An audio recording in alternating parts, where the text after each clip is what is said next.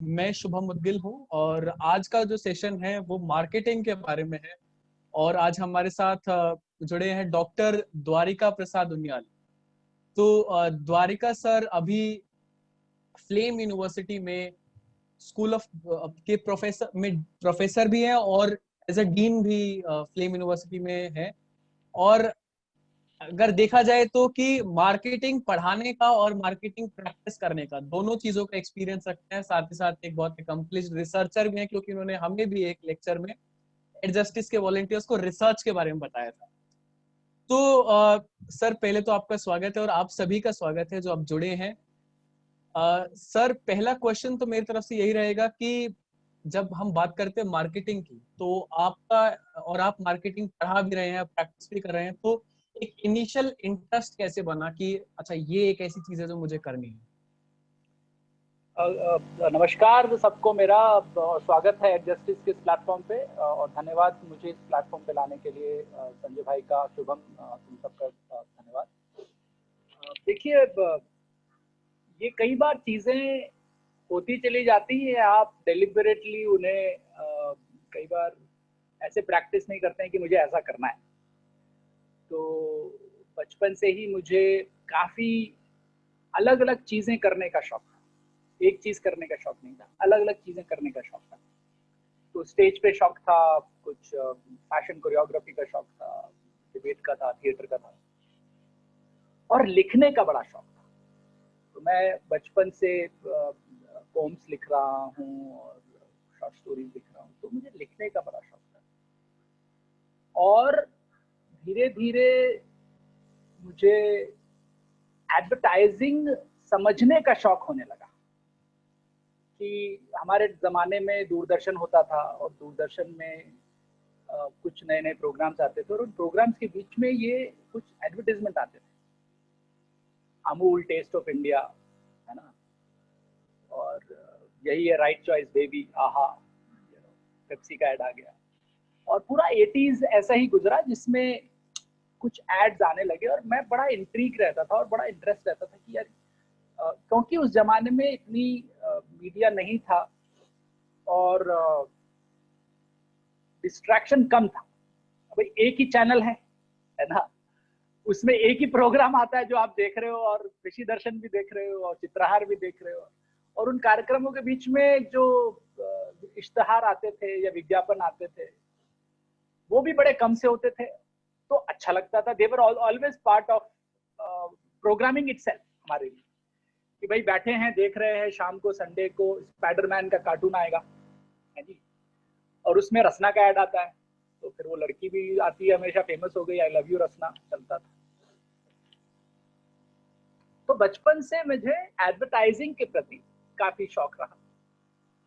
और जब फिर मैं बड़ा हुआ तो मैं खुद भी अपने अपने छोटे छोटे एडवर्टाइजमेंट बनाता भी रहता था, किसी को दिखाए नहीं, लेकिन अगर मैं बनाऊंगा तो कैसे होगा, क्या चीजें होंगी। तो समवेयर कहीं कॉपीराइटिंग का एक इशू, मुझे नहीं मालूम था कि इसको कॉपीराइटिंग बोलते हैं या क्या बोलते हैं, बस थोड़ा सा एक इंटरेस्ट जम बन गया। तो जब कॉलेज में आया तो मुझे रेडियो में थोड़ा काम करने का मौका मिला, तो उससे एक दूसरा एक मीडिया में एक इंटरेस्ट जागा कि अब ये सारी चीजें मैं इसलिए बता रहा हूँ कि सब मार्केटिंग का पार्ट है। एडवर्टाइजिंग एक मार्केटिंग का पार्ट है, radio as a medium advertising का एक मीडियम है जिसमें आप एडवर्टाइज करते हैं, टेलीविजन एक मीडियम है।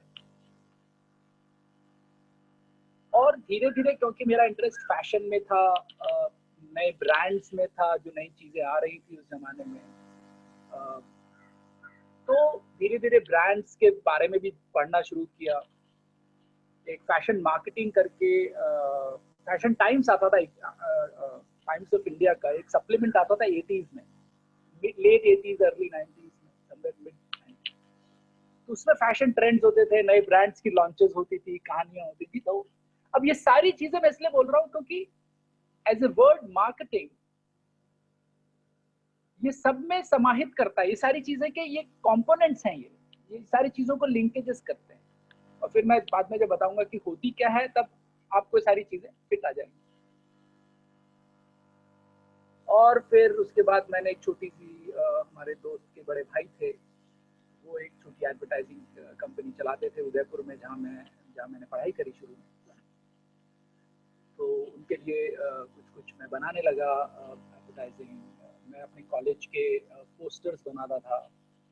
पॉलिटिक्स में इंटरेस्ट ये रहता था कि मैं अपने कॉलेज का कल्चरल, यूनिवर्सिटी का कल्चरल हेड था और यूथ फेस्टिवल करवाता था और उसमें स्पॉन्सरशिप भी लेने जाते थे। तो जो स्पॉन्सर आ गए, अब उस जमाने में तो आप उनके पोस्टर कैसे लगाओगे, बिकॉज वो पैसा तो था नहीं। I am talking about early 90s। तो बड़े बड़े उनके पोस्टर्स, भाई स्पॉन्सर ने पैसा दिया तो उसका एडवर्टाइजिंग तो करना पड़ेगा ना आपको, वेन्यू पे, जगह पे, तो हम खुद ही बनाते थे। ठीक है, तो उससे शुरुआत हुई जानने की, समझने की। लेकिन फॉर्मली मैंने तब समझा, पढ़ा जब मैंने अपना MBA किया मार्केटिंग में, क्योंकि नेचुरल इंक्लाइन था मैं उस तरफ, रिसर्च के प्रति, मार्केटिंग रिसर्च के प्रति, एडवर्टाइजिंग के प्रति, थोड़ा सेल्स के प्रति। तो वहाँ इंक्लाइन हुआ। तो MBA में जब सब्जेक्ट्स की चॉइसेस आई तो फिर मैंने मार्केटिंग चुना, बिकॉज वो मैं नेचुरली इंक्लाइन था उसके प्रति। मेरी फितरत भी उसी तरह की थी। आउटगोइंग था मैं, बातचीत करता था, क्रिएटिव था, चीज़ें करता था। एडवर्टाइजिंग कंपटीशन रन करता था मैं यूनिवर्सिटी का। हमने एक बड़ा एडवर्टाइजिंग कंपटीशन रन किया था मेरे MBA डेज में, कृति नाम से, और करीब 40 कॉलेजेस ने पार्टिसिपेट किया था उसमें, across Rajasthan and other places. तो इंटरेस्ट था, मतलब आप कोई चीज़ आप देखते हो, करते हो, तो आप उसी डायरेक्शन में जाने लगते हो। और फिर समर इंटर्नशिप भी मैंने एक ऑर्गेनाइजेशन में करी थी, PSU, बट उनके लिए मैंने एडवर्टीजमेंट बनाए थे। समर इंटर्नशिप में भी उन्होंने मुझे दिया कुछ और था, फिर मैं कम्युनिकेशन, हेड ऑफ कम्युनिकेशन के पास चला गया कि सर मुझे आपके लिए सेट ऑफ कैंपेन्स रन करूंगा मैं, प्रिंट कैंपेन्स बनाऊंगा आप लोगों के लिए। तो मैंने एक कंपनी थी, हिंदुस्तान जिंक लिमिटेड, वो जिंक और लेड की माइनिंग कंपनी होती थी, तो B2B था, बट मैंने उनके लिए एक बड़ा सीरीज ऑफ कैंपेन, मेरी समर इंटर्नशिप पे भी मैंने उनके लिए पूरे सीरीज ऑफ कैंपेन्स बनाए थे। तो बड़ा इंटरेस्टिंग सा काम मिला। तो जब मैंने पढ़ाई खत्म करी तो मुझे कैंपस से प्लेसमेंट मिला। एक कंपनी थी, रिटेल कंपनी थी, Ahmedabad based, third wave system. तो वहां पे फिर मेरा मार्केटिंग का एक सब डोमेन होता है रिटेलिंग, वहां पे मेरे को काम करने का मौका मिला। इंस्टीट्यूशनल मार्केटिंग का भी मौका मिला और रिटेलिंग का भी मौका मिला।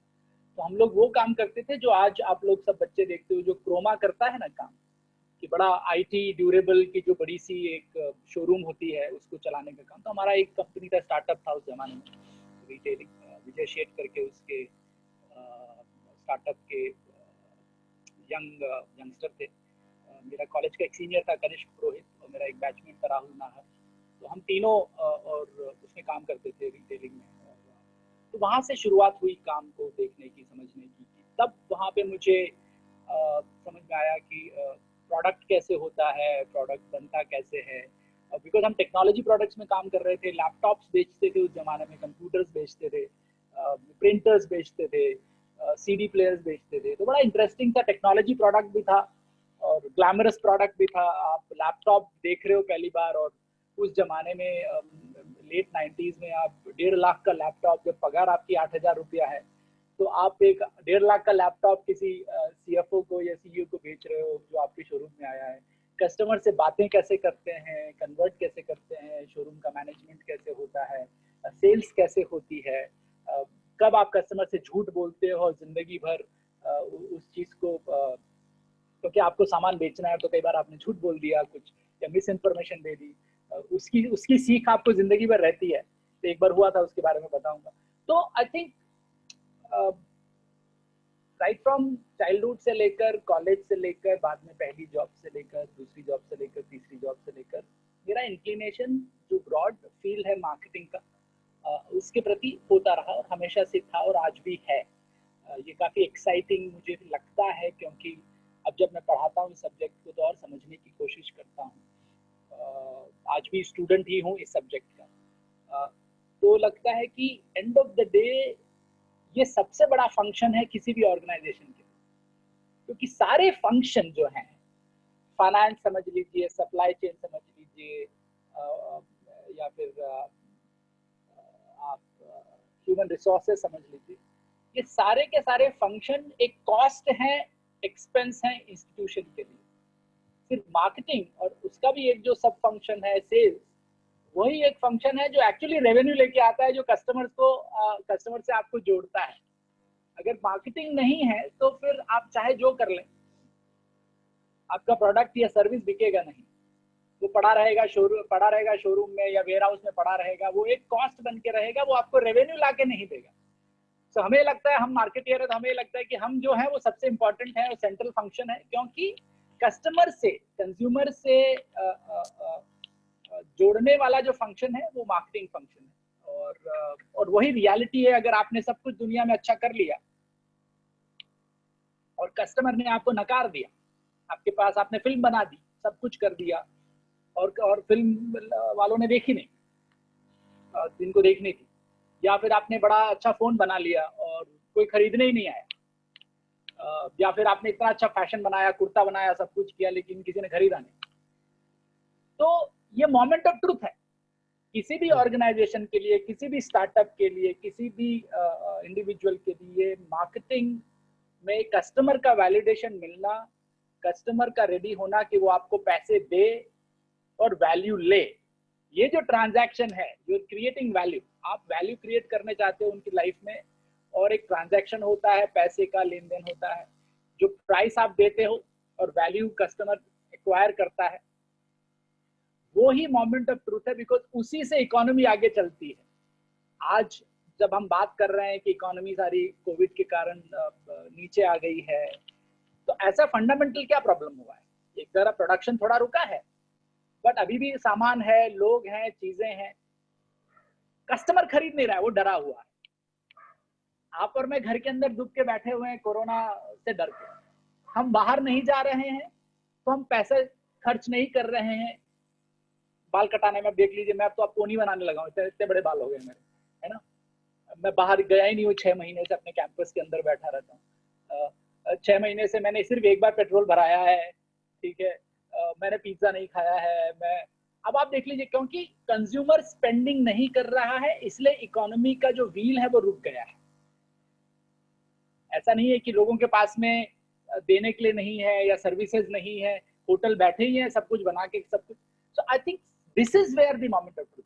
तो मेरी जर्नी में मुझे हमेशा ये लगता था कि ये बड़ा एक्साइटिंग फील्ड है और नित्य नई चीजें होती हैं, और इसमें हर हर 2 साल में, 3 साल में चीजें बदलती रहती हैं। तो 20-25 साल में मुझे काफी सीखने को मिला है, और यही जर्नी रही है। तो पढ़ाता भी हूँ, करता भी हूँ, तो बड़ा इंटरेस्टिंग सा फील्ड है। तो जहां तक मतलब मैं देख पा रहा हूँ कि एक थिएटर पसंद करने वाला इंसान एक पोइट्री लिखता है, जो उसको फैशन में इंटरेस्ट है, कॉलेज में आकर के रेडियो करता है, मीडिया करता है, फिर एक कैंपेन चलाता है। तो सर, ये एक मतलब देखे तो आज के जमाने में कहें तो एक बहुत ही एक्स्ट्रा करिकुलर एक्टिविटीज में रहने वाला इंसान, और एक मार्केटिंग में एक इनिशियल इंटरेस्ट। तो आपने जो इतनी सारी एक्टिविटीज करी, तो उसमें आपको क्या लगा कि ये कुछ स्किल्स थी क्योंकि जिससे आपको मार्केटिंग में फायदा मिला, या फिर कि आपका एक इंटरेस्ट बना और वो आपको आकर के आज तक भी हेल्प कर रही है, क्योंकि आपने कहा आप लाइफ लॉन्ग लर्नर हो, तो वो क्या कुछ स्किल्स रही, और उस पर थोड़ा सा अगर आप बताएं तो। श्योर शुभम। आप कई बार आपको मौका मिलता है कई इंटरेस्टिंग चीजें करने का, और तो आप ऑटोमेटिकली सीखते जाते हो। तो ऐसा नहीं था कि डेलिबरेटली जाके कहीं पे, ऑफ कोर्स एमबीए किया मैंने, लेकिन वहाँ पे थ्योरी पढ़ा, उस चीज को, वो स्किल्स को, नॉलेज लिया, वो स्किल कम था उस जमाने में। तो ये सारी चीजें जो हैं वो ऑटोमेटिकली आपको कुछ ना कुछ आप करते हो तो सीखते हो। मेरा ये मानना है कि हमारी जिंदगी में जो नॉलेज है और जिस तरह से हमारे स्कूल सिस्टम्स हैं या कॉलेज सिस्टम्स है, वहाँ पे एक बड़ा लैक्यूना है, गैप है, कि वो एक्शन नहीं करवाते हैं। नॉलेज है, लेकिन आपको कम प्रोग्राम्स हैं, जैसे एनआईडी वाला है, डिजाइन प्रोग्राम है, या इंजीनियरिंग में आप कुछ स्पेसिफिक स्किल्स सीख लेते हैं, लेकिन जो जेनरिक प्रोग्राम्स होते हैं या एमबीए भी है, उसमें आपको चीजों को प्रैक्टिस करने का मौका नहीं मिलता है, जो आप कुछ सीख भी रहे हैं। वो अपॉर्चुनिटीज आपको खुद निकालनी पड़ती हैं, वो जरूरी नहीं है कि एक जगह से आए। अब पोइट्री करता था तो जहां न पहुंचे रवि वहां पहुंचे कवि, मतलब आपकी इमेजिनेशन को एक उड़ान मिलती है, आपकी कल्पना को एक उड़ान मिलती है, आप सोचने लगते हो चीजों को, आप मेटाफर्स खोजते हो प्रकृति से, बाहर से, अपनी जिंदगी से। मैं छोटे छोटे से मेटाफर्स में आज भी अपनी कविताएं करता हूँ कि भाई शावर में पानी गर्म नहीं आया तो उस पर कविता है, ठीक है। एयरपोर्ट की फ्लाइट में आइल है, वो चुपचाप बैठी रहती है, मतलब आइल की सीट पे बैठे हो, कोई आपस में एक दूसरे से बात नहीं करता है, तो उस पर एक कविता रहती है। तो क्या रहता है कि आप जिंदगी के छोटी छोटी चीजों को देखते हो, समझते हो, और सबसे बड़ी स्किल आती है ये सारी चीजें करने से, जो मुझे लगता है कि मैं फॉर्चुनेट रहा और मुझे सीखने को मिली, वो था ऑब्जर्व करना।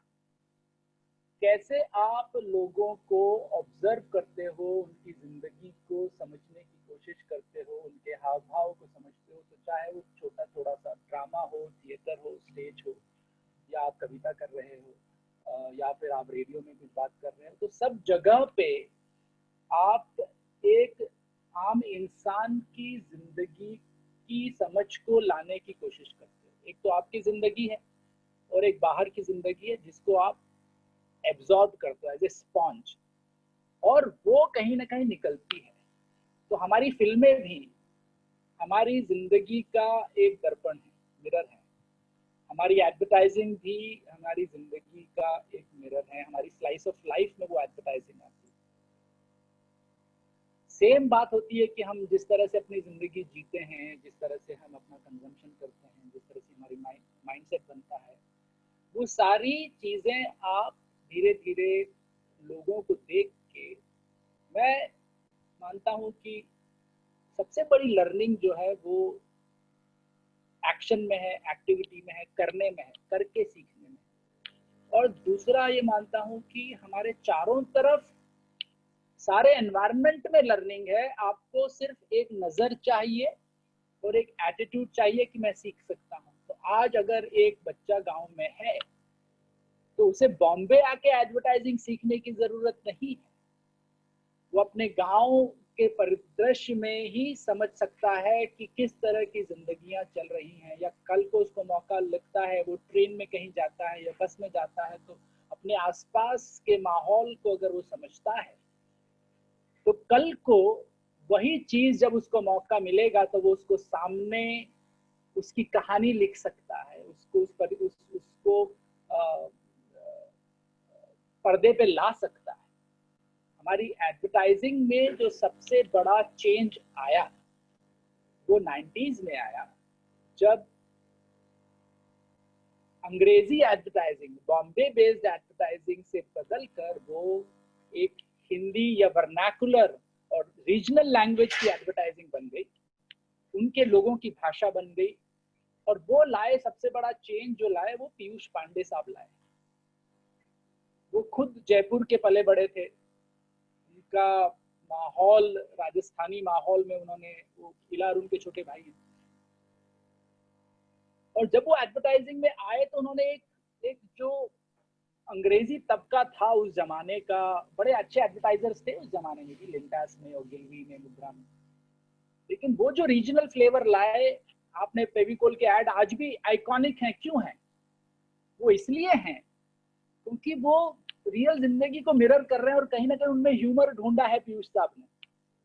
आज भी 30 साल हो गए उनकी एडवर्टाइजिंग को, और आज भी सबसे बड़ा एडवर्टाइजर आदमी कौन है इंडिया में? तो पीयूष पांडे साहब ही हैं, जो गिलवी के आज तो पूरे पूरे पूरे विदेश में भी सबसे बड़ा नाम उनका चलता है। वो इसलिए चलता है कि उन्होंने कभी भी अपने आसपास के माहौल को नहीं छोड़ा। उन्होंने जो अपनी परिस्थितियां थी, अपने आसपास का जो कल्चर था, लैंग्वेज थी, लोग थे, उन्हीं उसी चीज को डिपिक्ट किया। तो ये जो स्किल है कि आप जहां पे भी रहें वहां से चीजों को एब्जॉर्ब करते रहें। दूसरा, ट्रैवल। मैं कक्षा 3 से अपने स्कूल के साथ में ट्रैवल कर रहा हूँ। तो जितना मैंने ट्रैवलिंग में, बस में और ट्रेन में, अलग अलग शहरों में, अलग अलग प्रांतों में जाके देखा, समझा, सीखा, तो और स्ट्रीट्स की अंडरस्टैंडिंग, मैं एक प्रोग्राम भी रन करता हूँ, बिजनेस ऑन द स्ट्रीट्स। तो वहाँ पे जो इंटरेस्टिंग काम होता है शहर की गलियों में, जो और पीछे जो शहर की गलियों के पीछे वाली जो गलियां हैं वहाँ पे जो बिजनेसेस चलते हैं, जिस तरह के काम होते हैं, वो रियल इंडिया है। वहाँ पे आपको रियल अंडरस्टैंडिंग मिलती है कि क्या हो रहा है, किस तरह से काम होता है। तो वो चीजें अगर आप कॉन्शियसली और अनकॉन्शियसली आप सीखते रहें, समझते रहें, तो काम आती है। स्टेज और पोइट्री का फायदा मिलता है क्योंकि आपको चीजें एक्सप्लेन करनी होती हैं कहीं पे, और आपका बॉडी लैंग्वेज है तो आप पॉजिटिव रहते हो, लैंग्वेज की बात आती है। मैं जहाँ जाता हूँ, जिस प्रदेश में जाता हूँ, वहाँ की छोटी छोटी चीज़ें बात सीखने की कोशिश करता हूँ। मुझे गुजराती बहुत अच्छे से आती है क्योंकि मैंने अहमदाबाद से अपना रिटेल करियर शुरू किया था। वो इसलिए क्योंकि वहाँ से मैंने, भाई आपको अब गुजराती कस्टमर को कुछ बेचना है तो आपको गुजराती में बात करनी पड़ेगी, आपकी अंग्रेजी हिंदी में कुछ होगा नहीं, ठीक है। यू नो और फिर मैं जहाँ पे पला बड़ा, उस जगह का नाम है, छोटा सा कस्बा है जावर माइंस। ये ट्राइबल बेल्ट में है राजस्थान के, जिंक की माइंस है वहाँ पे। तो वो मिनी इंडिया था मेरे लिए, क्योंकि वहाँ पे मेरे ऊपर, घर के ऊपर बंगाली फैमिली रहती थी, बगल में भोजपुरी फैमिली रहती थी, पीछे कुमाऊनी फैमिली रहती थी, थोड़ा साइड में बंगाली और केरल के लोग रहते थे। तो इतने, और स्कूल में हर जगह के, हर प्रांत के, हर लैंग्वेज बोलने वाले मेरे दोस्त थे, मेरे साथी थे। तो उनके घर में जब भी जाओ तो वो तो आपसे हिंदी में बात कर रहे हैं, लेकिन उनके घर में आपस में आंटी और अंकल मराठी में बात कर रहे हैं या कुछ और चीजें चल रही हैं। तो आपके कान हमेशा, you get expose to all this thing which is happening. तो इसलिए मेरा सबसे बड़ा रहता है कि पंजाब जाओ तो थोड़ा वहां सीखो चीजों को। तो जब ये सारी चीजें आप सीखने लगते हो तो आप नेचुरली अलाइन हो जाते हो। एक आपके अंदर एक एम्पैथेटिक बिहेवियर आ जाता है कि आप लोगों को समझने की कोशिश करते हो। और मार्केटिंग में यही गुरु मंत्र है कि आप लोगों को समझो। उसका नाम कस्टमर दे दिया जाता है बिकॉज आप चैरिटी नहीं कर रहे हो, आप एक पर्टिकुलर डोमेन और टारगेट के लोगों को उससे बात करने की कोशिश करते हो। लेकिन जब तक आप उन्हें समझेंगे नहीं, उन्हें रिस्पेक्ट नहीं करेंगे, उनकी जिंदगी में नहीं उतरेंगे, तब तक आप सक्सेसफुल मार्केटर नहीं बन सकते। तो ये सारी स्किल्स जो हैं, छोटी छोटी छोटी छोटी छोटी छोटी, वो काम आती है। लैंग्वेज की स्किल वहाँ पे काम आएगी, बातचीत की स्किल वहाँ पे काम आएगी, आपकी ability to understand local culture, local nuances, वो काम आता है। और ऑफ कोर्स आपके जो थोड़ी सी ट्रेनिंग होती है, प्रोफेशनल ट्रेनिंग होती है कुछ चीज़ों में, वो फिर आगे जाके आपको हेल्प करती है चीज़ों को एक्सप्रेस करने में तरीके से, तमीज से। तो ये सारी चीज़ें काम आती हैं। तो आप जैसा आपने बताया कि मतलब अगर हम अपने आसपास भी देखें तो हम विश्व की सबसे बड़ा जनतंत्र है हमारा, और मैं देखूं तो इलेक्शन एक सबसे बड़ा मार्केटिंग कैंपेन की तरह चलाए जाते हैं। और तो आपने बात करी कि वैल्यू अपने कस्टमर्स के बीच बनाई जाए एक प्रोडक्ट की, और कैसे उसमें एक आम आदमी का पर्सपेक्टिव रहे। तो अब हम मतलब यहाँ पर सारे कॉलेज के स्टूडेंट हैं और इसमें एक आप प्रोफेसर भी हैं, तो आपको क्या लगता है कि एक स्टूडेंट का एक परस्यू करने के लिए, क्योंकि आपने अभी बताया कि किस तरीके से मार्केटिंग बहुत जरूरी है, जब तक आपका प्रोडक्ट लोगों के बीच में स्टैब्लिश नहीं होगा तो वो आपका बिजनेस मॉडल या फिर जो भी आप काम कर रहे हैं, बेशक चाहे वो कुछ भी हो, बिजनेस है हो गया या फिर राजनीति हो गई या और भी चीजें हो सकती है, एंटरप्रेन्योरशिप हो गई, तो वो सेटल नहीं हो पाएगी। तो इसमें एक एज अ प्रोफेसर और एक प्रैक्टिशनर के तौर पर आप स्टूडेंट्स को क्या एडवाइस देंगे कि किस तरीके से वो इसको एज अ लाइफ स्किल या फिर एक पढ़ाई के तौर पर कैसे देखें, इसे कैसे परस्यू कर सकते हैं, और क्या कुछ चीजें हैं जो उन्हें अभी करनी चाहिए जिससे कि उन्हें आगे जाकर के मदद मिले? जरूर। दो चीजें हैं शुभम। एक है फॉर्मल लर्निंग, जिसको डिस्काउंट नहीं करना चाहिए, वो बहुत जरूरी है। और एक है इनफॉर्मल लर्निंग। फॉर्मल लर्निंग के हिसाब से आप मार्केटिंग, चाहे आप किसी भी तरह के सब्जेक्ट पढ़ रहे हैं अभी ग्रेजुएशन में, आप साइंसेस के स्टूडेंट हो सकते हैं, ह्यूमैनिटीज के हो सकते हैं, आप इंजीनियरिंग भी कर रहे हैं या कुछ और भी कर रहे हैं, तो भी आप कुछ चीज़ों में, क्योंकि सोशल मीडिया का ज़माना है, डिजिटल एज है, और लर्निंग मटेरियल जो है वो अब इतना एक्सेसिबल है इंटरनेट के थ्रू, गूगल के थ्रू, पीडीएफ के थ्रू, वीडियोस के थ्रू, कि आप कहीं पे भी बैठ के जो बेसिक्स हैं उन्हें सीख सकते हैं। ठीक है, तो अगर आपको बेसिक्स कहीं सीखना है तो आप सब्जेक्ट के प्रति एक तरीके से जो डोमेन है, और काफ़ी बड़ा डोमेन है, पिछले 100 सालों से इस पे रिसर्च हुई है, लोगों ने लिखा है, इसके काफ़ी सब डोमेन्स हैं, करीब 25 सब डोमेन्स बन जाते हैं मार्केटिंग के, तो बहुत माइक्रो लेवल पे भी लोग इसमें स्टडी करते हैं। लेकिन ब्रॉड बेस अगर आपको इस डोमेन को समझना है तो आप इंडिया में भी कुछ ऑनलाइन कोर्सेज हैं, और फ्री में मूक्स हैं, एडेक्स में हैं, उडेमी में है, और कोर्सेरा में है। बेसिक्स ऑफ मार्केटिंग के कोर्सेज होंगे तो आप वहाँ जाके प्रोफेसर जो भी पढ़ा रहे हैं उनसे एसिंक्रोनस है, तो आप कभी भी अपने टाइम पे 3 हफ्ते 4 हफ्ते में वो चीज़ को, बेसिक्स को आप समझ सकते हैं। थोड़ा अंग्रेजी में रहेगा लेकिन ठीक है, आप फिर भी समझ सकते हैं। तो फॉर्मल तरीके से किसी चीज़ को पढ़ना समझना ज़रूरी है। एक किताब है, अंग्रेजी में है, लेकिन वो अभी तक की मार्केटिंग की एक तरह से बाइबल समझ लीजिए। वो किताब है फिलिप कॉटलर की, तो उन्होंने 60s में लिखी थी, और आज भी पढ़ाता हूँ मैं उसी किताब से। उसके वर्जन अलग है, 15वां एडिशन से अभी मैं पढ़ा रहा हूँ, 16वां 17वां आ गया। तो वो काफ़ी कॉम्प्रिहेंसिव किताब है, और उस किताब को पढ़ने के लिए आपको MBA में जाने की जरूरत नहीं है, या किसी मास्टर्स एम मार्केटिंग प्रोग्राम की जरूरत नहीं। आप किताब चाहें तो ऑनलाइन अवेलेबल रहती है, या फिर आप उसको खरीद लें और शुरू से पढ़ने की कोशिश करें। सिंपल तरीके से लिखी गई है, तो एक डोमेन को आपको एटलीस्ट एक अंडरस्टैंडिंग आएगी कि ये क्या है ये डोमेन, और इसमें क्या क्या चीजें आती हैं इसको समझने के लिए। तो 4 लाइनों में इसको समझाने की कोशिश करता हूं मैं कि है क्या marketing. Is a domain which tries to first understand the context, कि आपके आसपास जो परिस्थितियां हैं उसको आप अंडरस्टैंड करने की कोशिश करते हैं। और जो स्टेक होल्डर हैं, तो इसमें 4 स्टेक होल्डर होते हैं इस पूरी प्रोसेस में।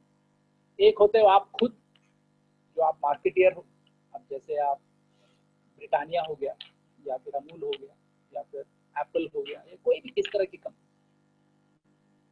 तो आप क्या काम कर रहे हो, आपके पास क्या स्किल है, आप क्या करना चाहते हो। फिर आता है कि आप ये कर रहे हो तो इसमें आपके साथी कौन है, दोस्त कौन है, कोलैबोरेटर्स कौन है। तो पहले आप एक खुद होते हो कंपनी, इसको 5C एनालिसिस बोलते हैं। एक आप होते हो, पहले खुद कंपनी होते हो, तो आप अपनी स्ट्रेंथ्स वीकनेसेस देखते हो, आप अपॉर्चुनिटीज तलाश करते हो। और एक एग्जांपल के साथ एक्सप्लेन करूंगा तुमको। फिर आपके कोलैबोरेटर्स आते हैं, कौन लोग हैं भाई, आपका डिस्ट्रीब्यूटर हो गया, आपके साथ में कोई आदमी है जो आपके लिए कैंपेन रन करता है, एडवर्टाइजिंग करता है। तो आपके कुछ कोलैबोरेटर्स होते हैं जो आपको हेल्प करते हैं कस्टमर तक पहुंचने के लिए। फिर एक होता है जो आपसे लड़ाई करता है, मतलब मार्केट में आपके प्रोडक्ट से बेटर प्रोडक्ट और सर्विस लाने की कोशिश करता है, वो होता है आपका कंपटीशन। भाई जूता अगर बना रहा है बाटा, तो एडिडास भी बना रहा है, एडिडास भी बना रहा है तो पूमा भी बनाता है। पूमा और एडिडास की बड़ी इंटरेस्टिंग कहानी है। ये 1940s में 2 भाई थे, रुडोल्फ डैजलर और एडोल्फ डैजलर, एडी डैजलर। तो एडिडास का मतलब है एडी डैजलर। तो ये दोनों भाइयों ने कहानियां अपनी बनाई और करी। फिर 70s में एक और कंपनी आई, फिल नाइट की, अमेरिका में। ये दोनों जर्मन थे, जर्मनी कंपनी है ये। और उसने बोला कि मैं जापान के जो स्नीकर्स होते हैं उनको अमेरिका में लेके आऊंगा। बड़े इंटरेस्टिंग से स्नीकर्स बनाते थे वो लोग, स्पोर्ट्स शू बनाते थे, और उस कंपनी का नाम पड़ा नाइकी।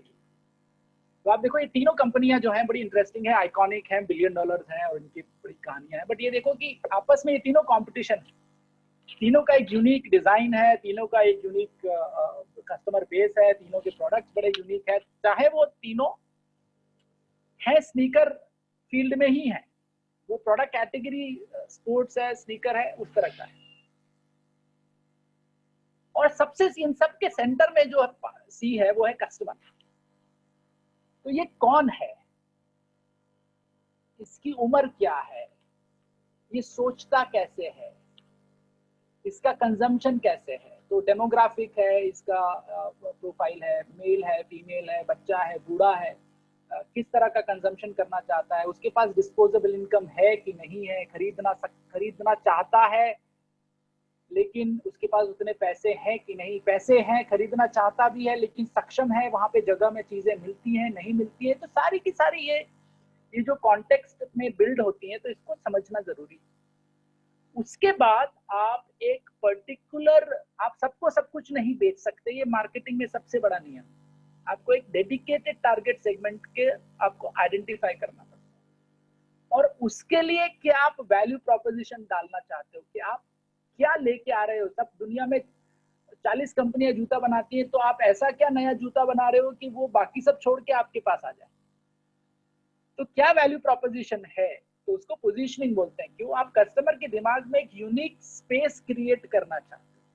अब जैसे पॉलिटिक्स में भी आप देख लो, बिहार में इलेक्शन चालू होने वाले हैं, तो आप बिहार की पॉलिटिक्स में आप देख सकते हैं कि नीतीश बाबू कहाँ पे हैं और लालू बाबू कहाँ पे हैं और पप्पू यादव कहाँ पे हैं और तेजस्वी कहाँ पे हैं और ओवरआर्चिंग में मोदी जी कहाँ पे हैं। तो आप एक लोगों के दिमाग में अलग डिस्टिंक्ट एक पोजीशन ले पाते हैं कि ये नया है, डिफरेंट है, उसको पोजीशनिंग बोलते हैं। और उस पोजीशनिंग को फिर आप कैसे एक प्रोडक्ट और सर्विस में कन्वर्ट करते हो। आप एक चना मुरमुरा की ब्रांड बना सकते हो बिहार का, आप एक सत्तू का ब्रांड बना के उसको पूरी दुनिया में बेच सकते हो। तो उसके लिए आपको लेकिन प्रोडक्ट बनाना पड़ेगा, आपको एक सर्विस क्रिएट करनी पड़ेगी। तो वो जो है उसको प्रोडक्ट और सर्विस बोलते हैं। लेकिन वो जो प्रोडक्ट और सर्विस है वो बिकेगी कहाँ पे? भाई जगह चाहिए।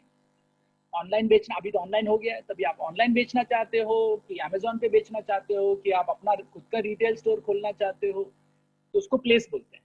Product, service, place. तो जो 4 P's है मार्केटिंग के, लेकिन ये सब लोगों को पता कैसे चलेगा कि आप कहाँ पे क्या बेच रहे हो? तो उसके लिए होता है प्रमोशन, मतलब आपको एडवर्टाइजिंग करना पड़ता है। चाहे आप पोस्टर छपवाएं या फिर गली गली में लेके आवाज माइक लेके बोले कि फला फला दिन में इस जहाँ पे सेल लगेगा, मार्केट आएगा, मार्केट चीज होगी। या फिर आप टीवी पे एडवर्टाइज करें या फिर रेडियो पे करें या इंटरनेट पे करें। और लास्ट होता है प्राइस, कि भैया आप कितने में बेचोगे, आपकी कॉस्ट क्या है, आपकी बाकी लागत क्या है, आप कितना प्रॉफिट कमाना चाहते हो और कितने प्राइस पे कस्टमर रेडी है आपको सामान खरीदने के लिए। अब आप 40,000 का जूता भी बेच सकते हो और 400 रुपए का भी जूता बेच सकते हो, लेकिन 40,000 तक के जो डिफरेंस है उसके बीच में बहुत सारे ब्रांड्स हैं। अब आप मोबाइल फोन 3,000 का भी है और 30,000 का भी है और 1,00,000 रुपए का भी है। तो कैसे 1,00,000 रुपए वाला मोबाइल फोन अलग है, डिफरेंट है, या 3,000 वाले से क्या उसमें फीचर है, चीजें हैं, आप क्यों खरीदना चाह रहे हो? तो पहला क्वेश्चन है कि भाई कौन है, मार्केट अलग है। भाई वो आदमी है, उसके पास पैसा है, वो अमीर है, वो एक अलग मार्केट है, एक मिड साइज वाला मार्केट है, एक लो प्राइस वाला मार्केट है। तो किस तरह से आप उस चीज को देखते हो, तो ये मेजर आपकी जर्नी होती है मार्केटिंग में। और उसका आखिरी अंग होता है कि एक बार कस्टमर आ गया आपके पास में, एक बार सामान आपसे ले लिया, आपके ब्रांड को ले लिया, खरीद लिया, तो वो क्या बार बार आएगा आपके पास? वो या दूसरे ब्रांड के पास चला जाएगा, है कि नहीं?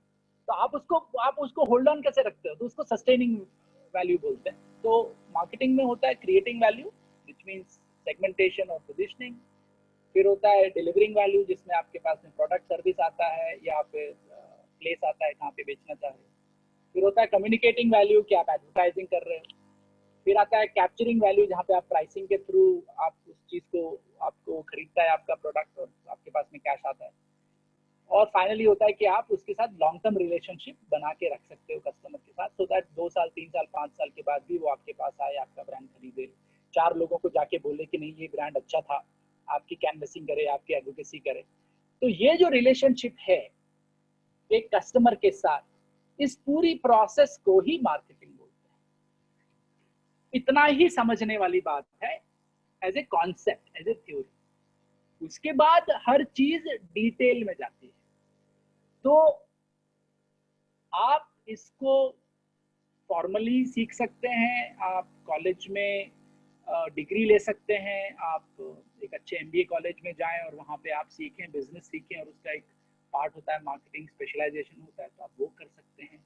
उसमें भी नैरो फील्ड्स होते हैं विद इन मार्केटिंग। अगर आपको सिर्फ एडवर्टाइजिंग में जाना है या मीडिया में जाना है या फिर डिजिटल मार्केटिंग में जाना है तो उसके भी कोर्सेज होते हैं। तो ये क्या होता है कि एक तरह से ये गंगा है और फिर धीरे धीरे धीरे धीरे स्प्लिट होते होते होते होते ये बहुत नैरो नैरो अलग अलग उस चीज़ों में चली जाती है। तो ये कहानी इस तरह से चलती है इसकी। तो फॉर्मली काफ़ी कोर्सेज हैं बहुत सारी यूनिवर्सिटीज़ में, बहुत सारे एमबीए के कॉलेजेस में, जहाँ पे आप जाके पढ़ सकते हैं इसको। इनफॉर्मली आप इसको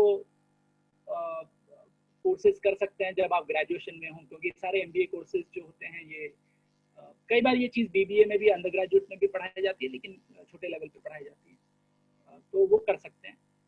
और मोर इम्पोर्टेंटली सिर्फ पढ़ाई करने से आप मार्केटिंग नहीं सीख पाएंगे, आपको एक्चुअली कहीं पे जाके कुछ काम करना पड़ेगा। तो आपको ये इंटर्नशिप अपॉर्चुनिटीज तलाशनी पड़ेंगी अलग अलग जगह पे जाके, या फिर अलग अलग ऑर्गेनाइजेशन में, जिस भी तरह के आपको मौका मिलता है, चाहे वो आपको सेल्स में मिले, चाहे वो आपको डिजिटल मार्केटिंग में मिले या कंटेंट में मिले, या फिर आपको थोड़ा एडवर्टाइजिंग में मिले, किसी भी तरह के किसी भी फील्ड में आपको, क्योंकि ये करने वाली चीज़ है, सिर्फ पढ़ने वाली चीज़ नहीं। तो सिर्फ पढ़ के नहीं सीख सकते हो आप सिर्फ आपने थ्योरी बोल दी, मेरे जैसे आपने कहानी सुना दी, उससे नहीं होगा, आपको ये करना पड़ेगा, वहाँ पे जाके सीखना पड़ेगा, उन ऑर्गेनाइजेशंस में आपको अपनी ज़्यादा लर्निंग आएगी, और तब आप धीरे धीरे अपना मार्केटिंग एक करियर जो है वो बना सकते हैं, बढ़ा सकते हैं आप उसमें। सर जैसा आपने अभी कहा कि ये करने वाली चीज है, और जो अभी टाइम चल रहा है, आपने बात करी शुरुआत में कि कैसे हमारी इकोनॉमी गिरी हुई है और एक क्राइसिस का टाइम कहेंगे, तो एक सवाल बड़ा अच्छा आया है कि अगर एक एंटरप्रेन्योर के माइंडसेट से देखें तो मार्केटिंग एक ऐसी चीज है जो कभी पूरी नहीं होती। मान लीजिए यदि आपका प्रोडक्ट सेल टारगेट था कि आपको 1 लाख कुछ प्रोडक्ट आपको बेचना है, तो उसके लिए एक मार्केटिंग स्ट्रेटेजी रहेगी, और फिर अब जब वो टारगेट अचीव हो गया तो फिर बड़ा टारगेट लिया जाएगा। तो मार्केटिंग में आप कैसे एक मोशन बनाए, मतलब क्या कुछ उसका वैल्यू बेस लेवल सेम रहता है, उसको और ज्यादा बढ़ाना होता है, या फिर किस तरीके से एक एंटरप्रेन्योर को इस कांस्टेंट प्रेशर से डील करे कि वो अब क्या नया करा जाए या अब कैसे बढ़ाया जाए? वो हमेशा रहेगा, बिकॉज ये मार्केट की रियलिटी है, और मार्केट जितना फ्रेंडली होता है उतना ही ये कह लीजिए कि उतना ही ब्रूटल भी होता है। ठीक है, आप सब कुछ कर लें और आपका प्रोडक्ट मार्केट में नहीं बिके, तो आप को सोचना पड़ेगा, वापस ड्राइंग बोर्ड पे जाना पड़ेगा कि क्यों हुआ ऐसा, या प्रोडक्ट में कमी थी, या फिर आपके जो चैनल थे मार्केटिंग के, आपके डीलर्स और डिस्ट्रीब्यूशन जो गो टू मार्केट होता है, आप वहाँ पे नहीं जा पाए, या फिर आपकी प्राइसिंग गड़बड़ थी, या फिर आप कम्युनिकेट करना चाह रहे थे लोगों से कुछ और कुछ और बात हो गई, या फिर आपके ब्रांड को ही लोगों ने नकार दिया, उनको समझ ही नहीं आया कि क्या था कैसे था, या फिर आपसे बेहतर प्रोडक्ट और सर्विसेज पहले से मार्केट में इतने ज़्यादा हैं। तो एज एन एंटरप्रेन्योर ये भी पहले आपको सोचना पड़ेगा कि अगर जहाँ 40 लोग बैठे हैं वहाँ 41वां बन के आप क्या करोगे। तो क्या मार्केट में सबसे पहले मार्केट अपॉर्चुनिटी स्कैनिंग में आपको देखना पड़ेगा कि क्या गैप है, कहाँ पे है। तो आप प्रोडक्ट और सर्विस या कुछ भी लेके आप जाना चाहते हैं, ये नहीं कि मेरे पास एक आइडिया है तो मैं जाना चाहता हूँ। बहुतों के पास बहुत अच्छे आइडियाज होते हैं, होना भी चाहिए एंटरप्रेन्योर्स के लिए, लेकिन आपको रिस्क लेना पड़ेगा कि अगर जहाँ पे 40 लोग हैं वहाँ 41वां में बनूं, तो एक एक फायदा है कि मार्केट है, मतलब 40 लोगों का सामान कोई तो खरीद ही रहा है। दूसरा, आप क्या देख सकते हो कि ऐसे जगह पे भी जा सकते हो कि वहां पे मार्केट आपको डेवलप करना पड़ेगा, कि भाई नया प्रोडक्ट है, नई चीज है, तो अभी कोई खरीदता नहीं है, लेकिन आपको प्रोडक्ट डेवलप करना पड़ेगा, मार्केट डेवलप करना पड़ेगा, तो वो एक अलग तरह की आपके पास में स्ट्रैटेजी। तो एंटरप्रेन्योर के मन में ये हमेशा से डाउट रहता है, रहना भी चाहिए, क्योंकि वो नया है, उसने नौसिखिया है, मार्केट में पहली बार आ रहा है, देखेगा समझेगा। तो और डिपेंड करता है कि उसके पास में कितने फंड्स हैं, आप कितना पैसा लगा सकते हो, बिकॉज ये एक्सपेंसिव चीज होती है इसको मार्केट में लाना। अब आप देख रहे हो आईपीएल पे इतने सारे लोग एडवर्टाइज कर रहे हैं, आईपीएल ने करोड़ों हजारों करोड़ों ले लिए हैं इनसे स्पॉन्सरशिप के नाम पे, और किसी के कोहली के टी शर्ट में यहाँ पे कुछ नाम है और वहां पे कुछ नाम है और पीछे कुछ नाम है। वो क्या है? वो एडवर्टाइजिंग ही है, ठीक है। वो उसको बढ़ाने की बात है। तो अगर आपके पास में उतना पैसा नहीं है, आप कोहली को अफोर्ड नहीं कर सकते हो या कुछ और है, तो आप कैसे दुनिया में अपनी बात फैलाओगे? ये भी एक सबसे बड़ा चैलेंज आता है एंटरप्रेन्योर के पास। तो आपको ये देखना पड़ेगा कि आप अपनी बजटिंग कैसे करोगे। आप अपने सेल्स का या फिर आपके पास जो रेवेन्यू आ रहा है उसका, या फिर शुरू में आपको एक्सपेंस के हिसाब से, इन्वेस्टमेंट के हिसाब से उसको आपको एलोकेट करना पड़ेगा कि अगर आप 40% अपना R&D में कर रहे हो, और तो आपको ये भी सोचना, you can mute yourself, Shubham. No problem. Just give me a minute, sir. You can continue. Yeah. So ये भी सोचने वाली बात है आप सब लोगों के लिए कि अगर आप कुछ नया करने की कोशिश कर रहे हो तो आपके पास में कितना वेयरविदॉल है, आपके पास में फंड्स हैं कि नहीं है, वो फंड्स को आप कितने तरीके से कहाँ एलोकेट करोगे। और कहीं ना कहीं आपको अपने फंड्स का देखना पड़ेगा, बिकॉज आप सब कुछ सिर्फ प्रोडक्शन में नहीं लगा सकते, आपको मार्केटिंग में या डिस्ट्रीब्यूशन में भी आपको फंड्स लगाने पड़ेंगे। वो इन्वेस्टमेंट आपको वहाँ भी करना पड़ेगा, क्योंकि अगर वहाँ नहीं करोगे तो फिर आपका प्रोडक्ट और सर्विस किसी के पास पहुँचेगा नहीं। तो आपके प्रोडक्ट और सर्विस को सिर्फ आप अपने लैब में बना के रख नहीं सकते हो या फैक्ट्री में मैन्युफैक्चर करके नहीं रख सकते हो। तो अगर आप कुछ पैसा लगा रहे हो प्रोडक्शन में और चीज़ों में, तो आपको मार्केटिंग को भी उतना ही इन्वेस्टमेंट एक तरीके से देखना पड़ेगा कि कैसे आप अपने प्रोडक्ट और सर्विस को बेच सकते हैं।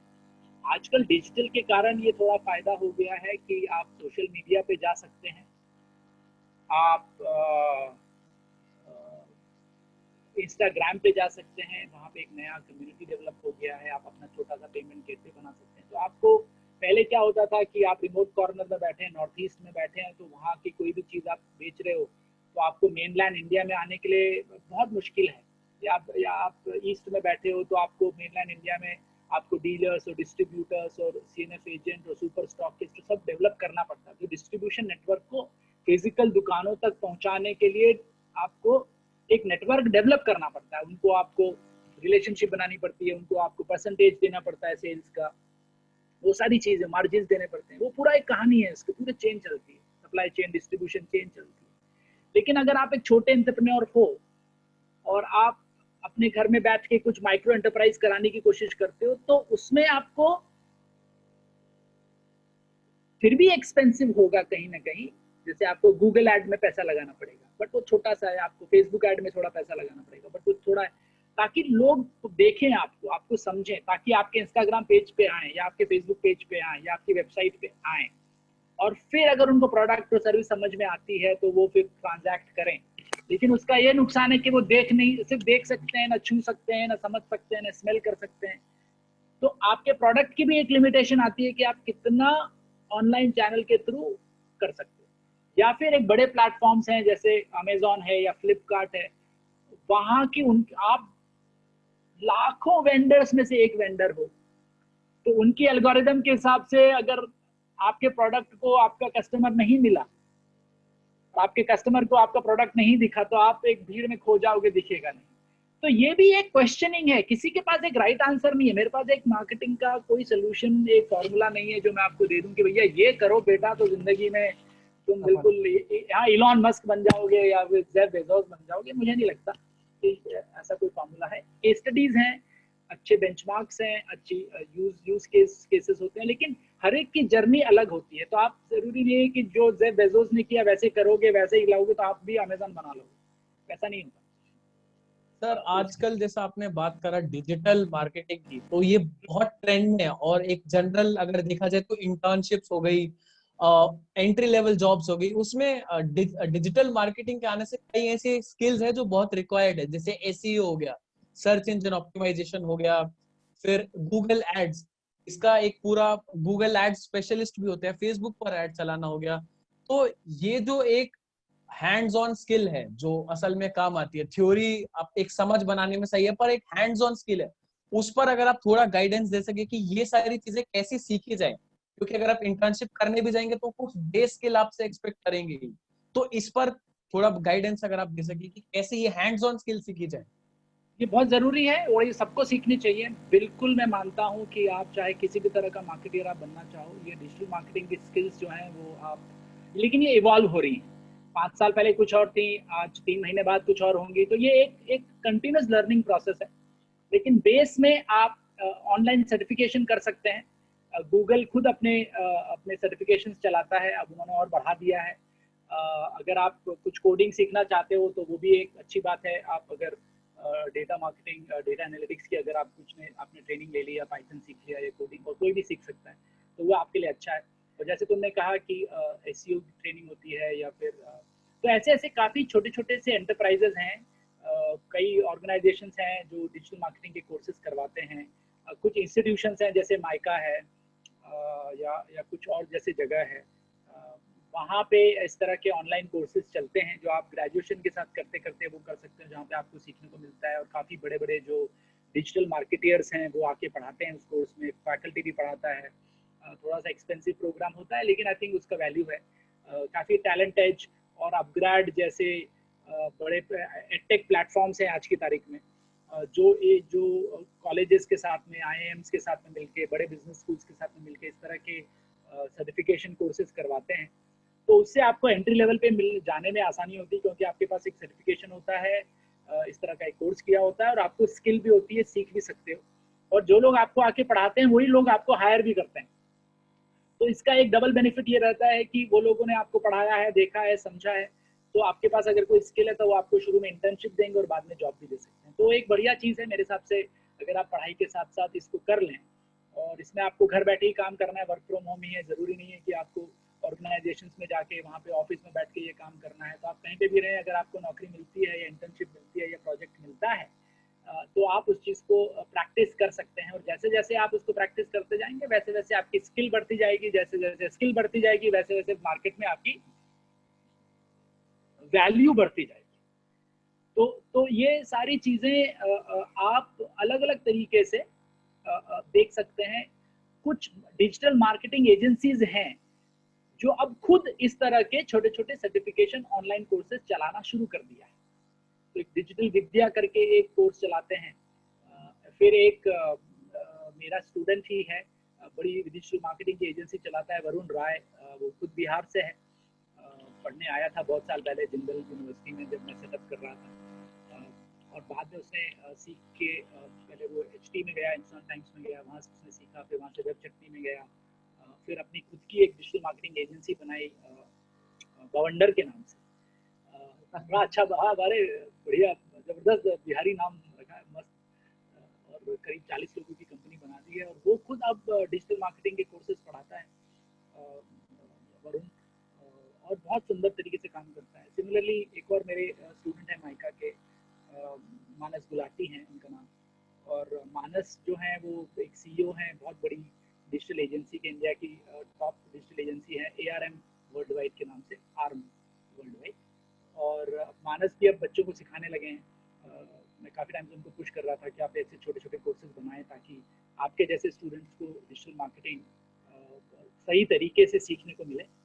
तो ये कुछ खुद एजेंसीज अब बनाने लगी हैं ऐसे कोर्सेज और सर्टिफिकेशन। फिर जो कुछ सर्टिफिकेशन हैं वो गूगल वाले खुद करवाते हैं, गूगल एडवर्ड्स वाले, गूगल एनालिटिक्स प्लेटफॉर्म पे चीज़ों को सिखाते हैं, करते हैं, उनके खुद के सर्टिफिकेशन हैं। फिर कुछ कोर्सेरा, उडेमी जैसी जगह हैं जहाँ पे मूक्स के थ्रू आप सीख सकते हो इन चीज़ों को। और या फिर जो ब्रॉड बेस्ड सर्टिफिकेशन है, माइका जैसी जगह हैं या IIMs जैसी जगह हैं, जो अपग्रेड और टैलेंट एज के थ्रू आप वहाँ पे, वो थोड़े महंगे हैं बट वहाँ पे भी उनका बहुत बेनिफिट आप लोगों को पढ़ाई के साथ साथ अगर आप करना चाहें। काफ़ी MBA बच्चे भी उनके साथ में उस तरह के कोर्सेज करते रहते हैं, थोड़ा वैल्यू ऐड उनको मिलता रहता है। तो मेरे हिसाब से अगर आप सीखना चाहें तो आप बहुत कुछ ऑनलाइन आजकल अवेलेबल है, और बिना पैसे के या बहुत कम पैसे में आप चीज़ों को सीख सकते हो, और फिर उन सर्टिफिकेशंस के साथ आप कंपनीज में अपना प्रेजेंटेशन देते रहें, उनकी इंटर्नशिप।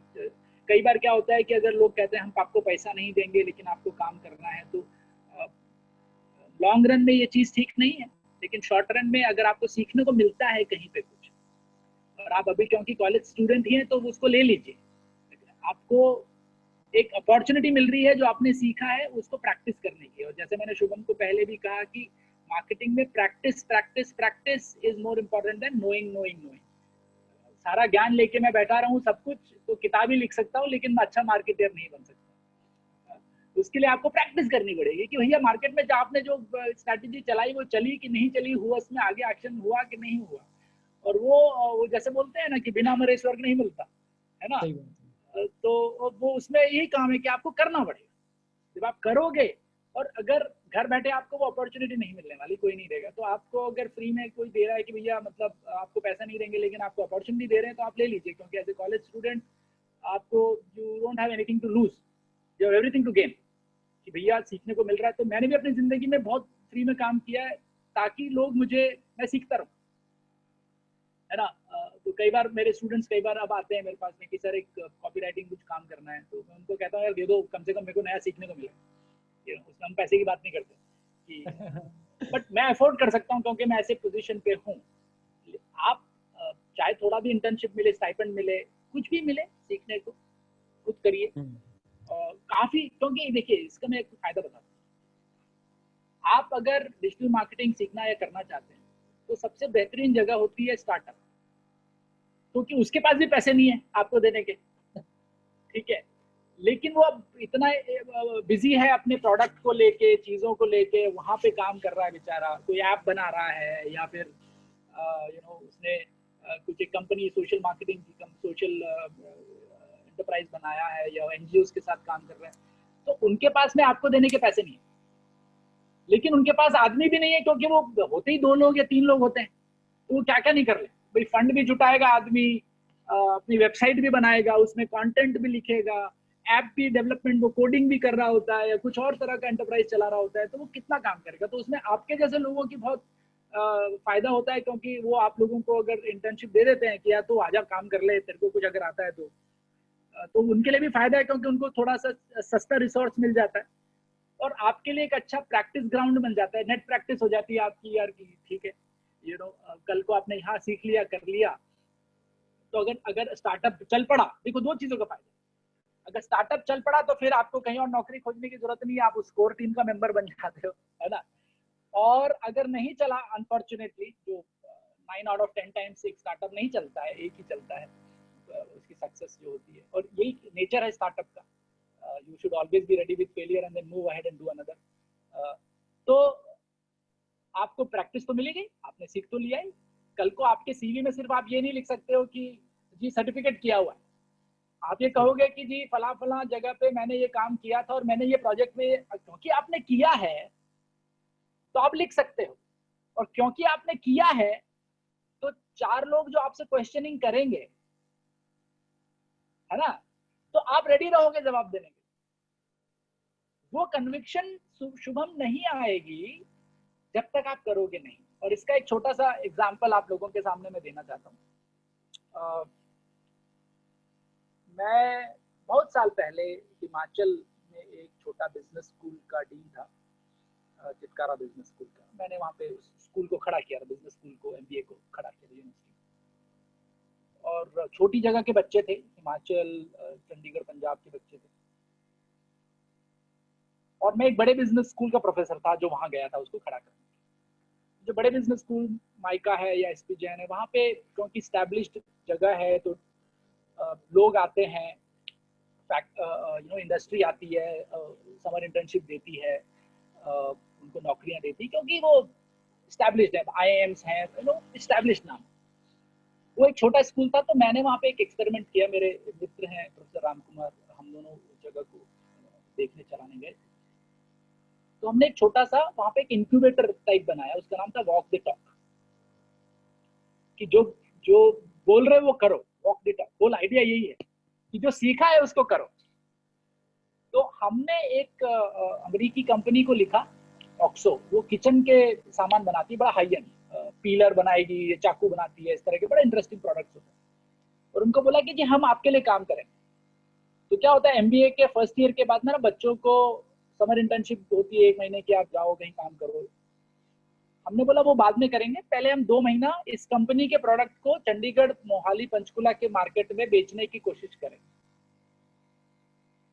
तो हमने एक छोटा सा फंड बनाया जिसमें हमने थोड़े पैसे डाले और अपने एक्सपेंसेस को मैनेज करने के लिए। और 57 स्टूडेंट्स थे मेरे, 38 girls, 19 boys, way back in 2009।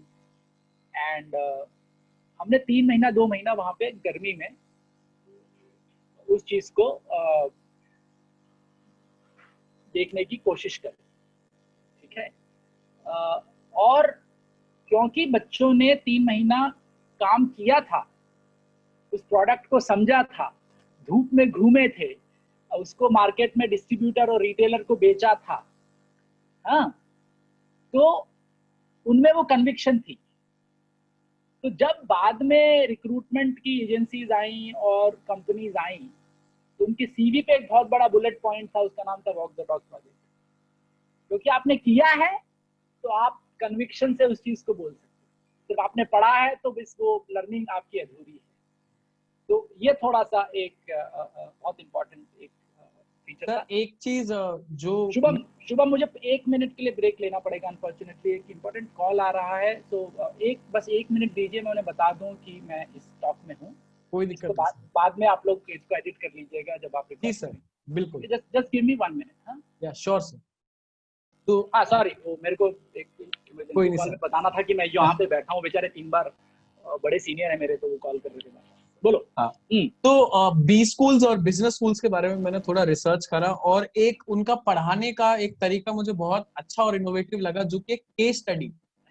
अब आपने बात कर ली इंटर्नशिप्स की, स्किल्स की बात हो गई, क्या मार्केटिंग है, पर एक ये सीखने का काफी अच्छा तरीका है केस स्टडी। तो अगर आप कुछ हैक या मतलब कैसे एक बिहार में बैठा बच्चा उसको एक्सेस कर सकता है, कैसे वो अच्छी अच्छी केस स्टडीज पढ़ सकता है कि रियल लाइफ में क्या हुआ, अगर एलन मस्क ने बिजनेस स्टार्ट कर सकता, उसकी स्ट्रैटेजी रही, तो वो एक असली जीवन और असली मार्केट के बारे में जानने के लिए काफी अच्छा मुझे लगा। तो अगर आप उस पर थोड़ा सा बताएं, और ज्यादा ये भी कि बच्चे एक्सेस कैसे कर सके उनको, क्या कंपाइलेशन है और वो उसके बारे में। ठीक है, नहीं अच्छी बात है। इसके पीछे शुभम थोड़ा सा हिस्ट्री है केस स्टडीज के पीछे। बिजनेस स्कूल जो हैं या एमबीए के कॉलेजेस जो हैं, वो सबसे बड़ा माना जाता है अमेरिका में हार्वर्ड, है ना। वो 1908 में जैसे बिजनेस स्कूल हार्वर्ड यूनिवर्सिटी ने शुरू किया। अब क्योंकि मैनेजमेंट जो फील्ड है, बिजनेस जो फील्ड है, उसमें एक बड़ी यूनिक बात है कि प्रैक्टिस प्रीसीड्स थ्योरी। लोग पहले करते हैं और थ्योरी बाद में बनती है, ठीक है। अब आप फिजिक्स पढ़ रहे हैं तो आप थ्योरी पहले आपने हाइपोथेसाइज करी है, फिर आप एक्सपेरिमेंट करते हैं, फिर आप प्रूव और डिस्प्रूव करते हैं, आप समझ रहे हैं। साइंसेज में ये चीज है। लेकिन मैनेजमेंट के फील्ड में क्या है कि थ्योराइजेशन जो है, किसी भी चीज को कोडिफाई करना, उस नॉलेज को समझना करना, वो बाद में आता है, पहले लोग करते हैं। जो मार्केटिंग का फील्ड है, ये पहले लोगों ने किया, इस तरह की एक्टिविटी करी, फिर लोगों ने समझा कि अरे ये सब करने में, अब देखिए कोई रॉकेट साइंस तो है नहीं, प्रोडक्ट बनाना है तो बनाना है, किसके लिए बनाना है, जो खरीदेगा, कौन खरीदेगा, उसको समझने की कोशिश। लेकिन जब आप इसको रिवर्स करते हैं तब थ्योरी बनती है। भाई माल भी बिकेगा, आज से तो बिक नहीं रहा है, हजारों सालों से मंडियां हैं, मार्केट्स हैं, लोग बनाते हैं, बार्टर सिस्टम होता था, प्राइस होती थी। तो ऐसा तो नहीं है कि भाई रातों रात सिर्फ फिलिप कॉटलर ने मार्केटिंग में लिखी तो लोगों को मार्केटिंग समझ में आई। फिलिप कॉटलर ने दुनिया में जितनी नॉलेज थी उसको कोडिफाई करके आपके सामने प्रेजेंट किया, तब वो थ्योरी बनी। लेकिन सिर्फ थ्योरी से काम नहीं चलता, आपको उसको एक कॉन्टेक्स्ट देना बहुत जरूरी है। तो सीखने के लिए एक ट्रायंगल है, ठीक है, वो है कॉन्सेप्ट और कॉन्टेक्स्ट और एक्शन। तो आप किस कॉन्टेक्स्ट में क्या कॉन्सेप्ट की चीजें हुई उसको समझने की कोशिश। तो जब बिजनेस स्कूल्स बने तो उनके पास कोई एक रेडीमेड पेडागोजिकल मेथड नहीं था, ठीक है। ये एक पेडागोजिकल मेथड है, ये सिखाने की एक तकनीक है जो थ्योरी से अलग होती है। टिपिकल आपको ग्रेजुएशन में बाकी सब में प्रोफेसर आएंगे, आपको थ्योरी लिखाएंगे, समझाएंगे, पढ़ाएंगे और चले जाएंगे। अब आप यही सोच रहे हो यार कि इसको एप्लीकेशन में कैसे हुआ, ये कैसे इसको मैं अप्लाई करने की कोशिश करता हूँ। तो जब बिजनेस स्कूल बनाए तो हार्वर्ड ने ये एक तरीका निकाला कि क्यों ना हम ये सीख लें लॉ स्कूल से। जो केसेस हैं वो लॉ स्कूल से आते हैं, मेडिकल स्कूल से आते हैं। आप समझिए बात, इसका हिस्ट्री जानना बहुत जरूरी है। तो और प्रैक्टिशनर, अब आप मेडिकल स्कूल में जाएं, किसी भी मेडिकल कॉलेज में जाएं, तो वही डॉक्टर होता है और शाम को वो पढ़ाता है या सुबह पढ़ा के फिर अपनी डॉक्टरी करता है, अलग से तो लोग आते नहीं। तो बिजनेस स्कूल में इन्होंने प्रोफेसर्स भी बनाए, लेकिन प्रैक्टिशनर्स भी बहुत आते थे और पढ़ाते थे। तो वो अपने जगह में उनके जिंदगी, उनके काम में क्या क्या काम हुआ उसको डॉक्यूमेंट करने की कोशिश करते कि भैया हमने कंपनी चलाई और उस कंपनी में ये हमारे फेलियर हुए और हमने ये डिसीजंस लिए थे। तो केस स्टडीज जो है वो शुभम, वो कहानियां नहीं है। केस स्टडीज एक डिसीजन प्रॉब्लम है कि एक पर्टिकुलर कॉन्टेक्स्ट में एक पर्टिकुलर मैनेजर ने या सीईओ ने या प्रोटैगनिस्ट ने क्या डिसीजन लिए और उन डिसीजंस का क्या हुआ।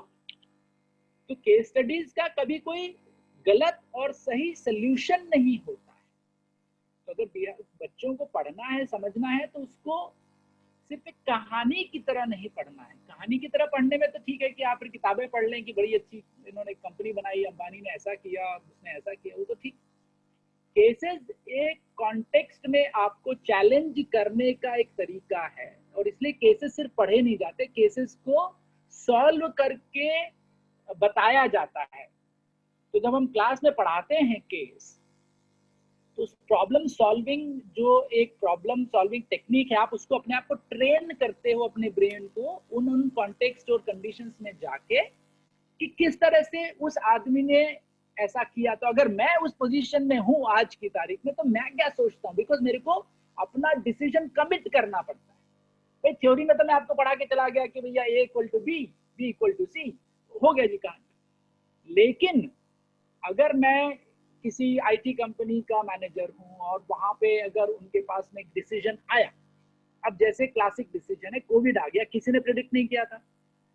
अब आपने इकोसिस्टम बनाया था कि भैया हजारों लाखों लोग आपके बड़े बड़े आईटी पार्क में आके उन क्यूबिकल्स में आपके जो सिक्योर कंप्यूटर्स हैं उन पे बैठ के काम करेंगे।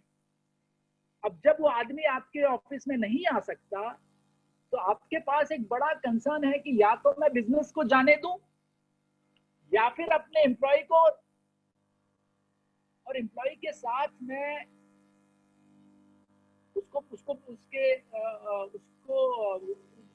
उसको बिलीव करूं कि भैया वो मेरा डेटा के साथ खेलेगा, डेटा प्राइवेसी रखेगा, चीजें रखेगा।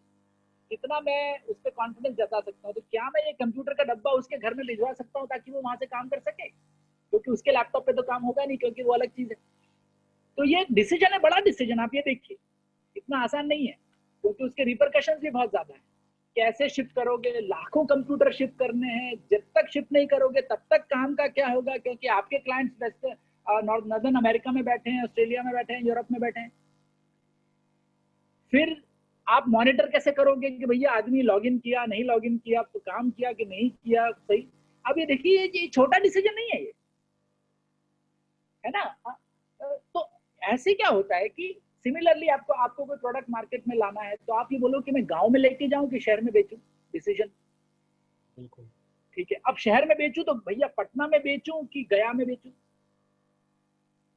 या दरभंगा में लेके जाऊं, कहाँ पे लेके जाऊं, या फिर मैं अपने स्टेट में बेचूं या दिल्ली लाऊं या पैन इंडिया अपना डिस्ट्रीब्यूशन करूं। मैं छोटे बच्चों के लिए सामान बनाऊं या बड़े बूढ़ों के लिए सामान बनाऊं। जैसे डायपर बनाना है किसी को, तो मैं छोटे बच्चों के लिए भी बना सकता हूँ, और जो बेचारे बूढ़े हो जाते हैं उनको तकलीफ होती है मेडिकल, तो वहां पे किसके लिए बनाओ। ये जो डिसीजन मेकिंग है, तो केसेस जो है शुभम, ये डिसीजन मेकिंग के लिए होते हैं, कहानी नहीं होती।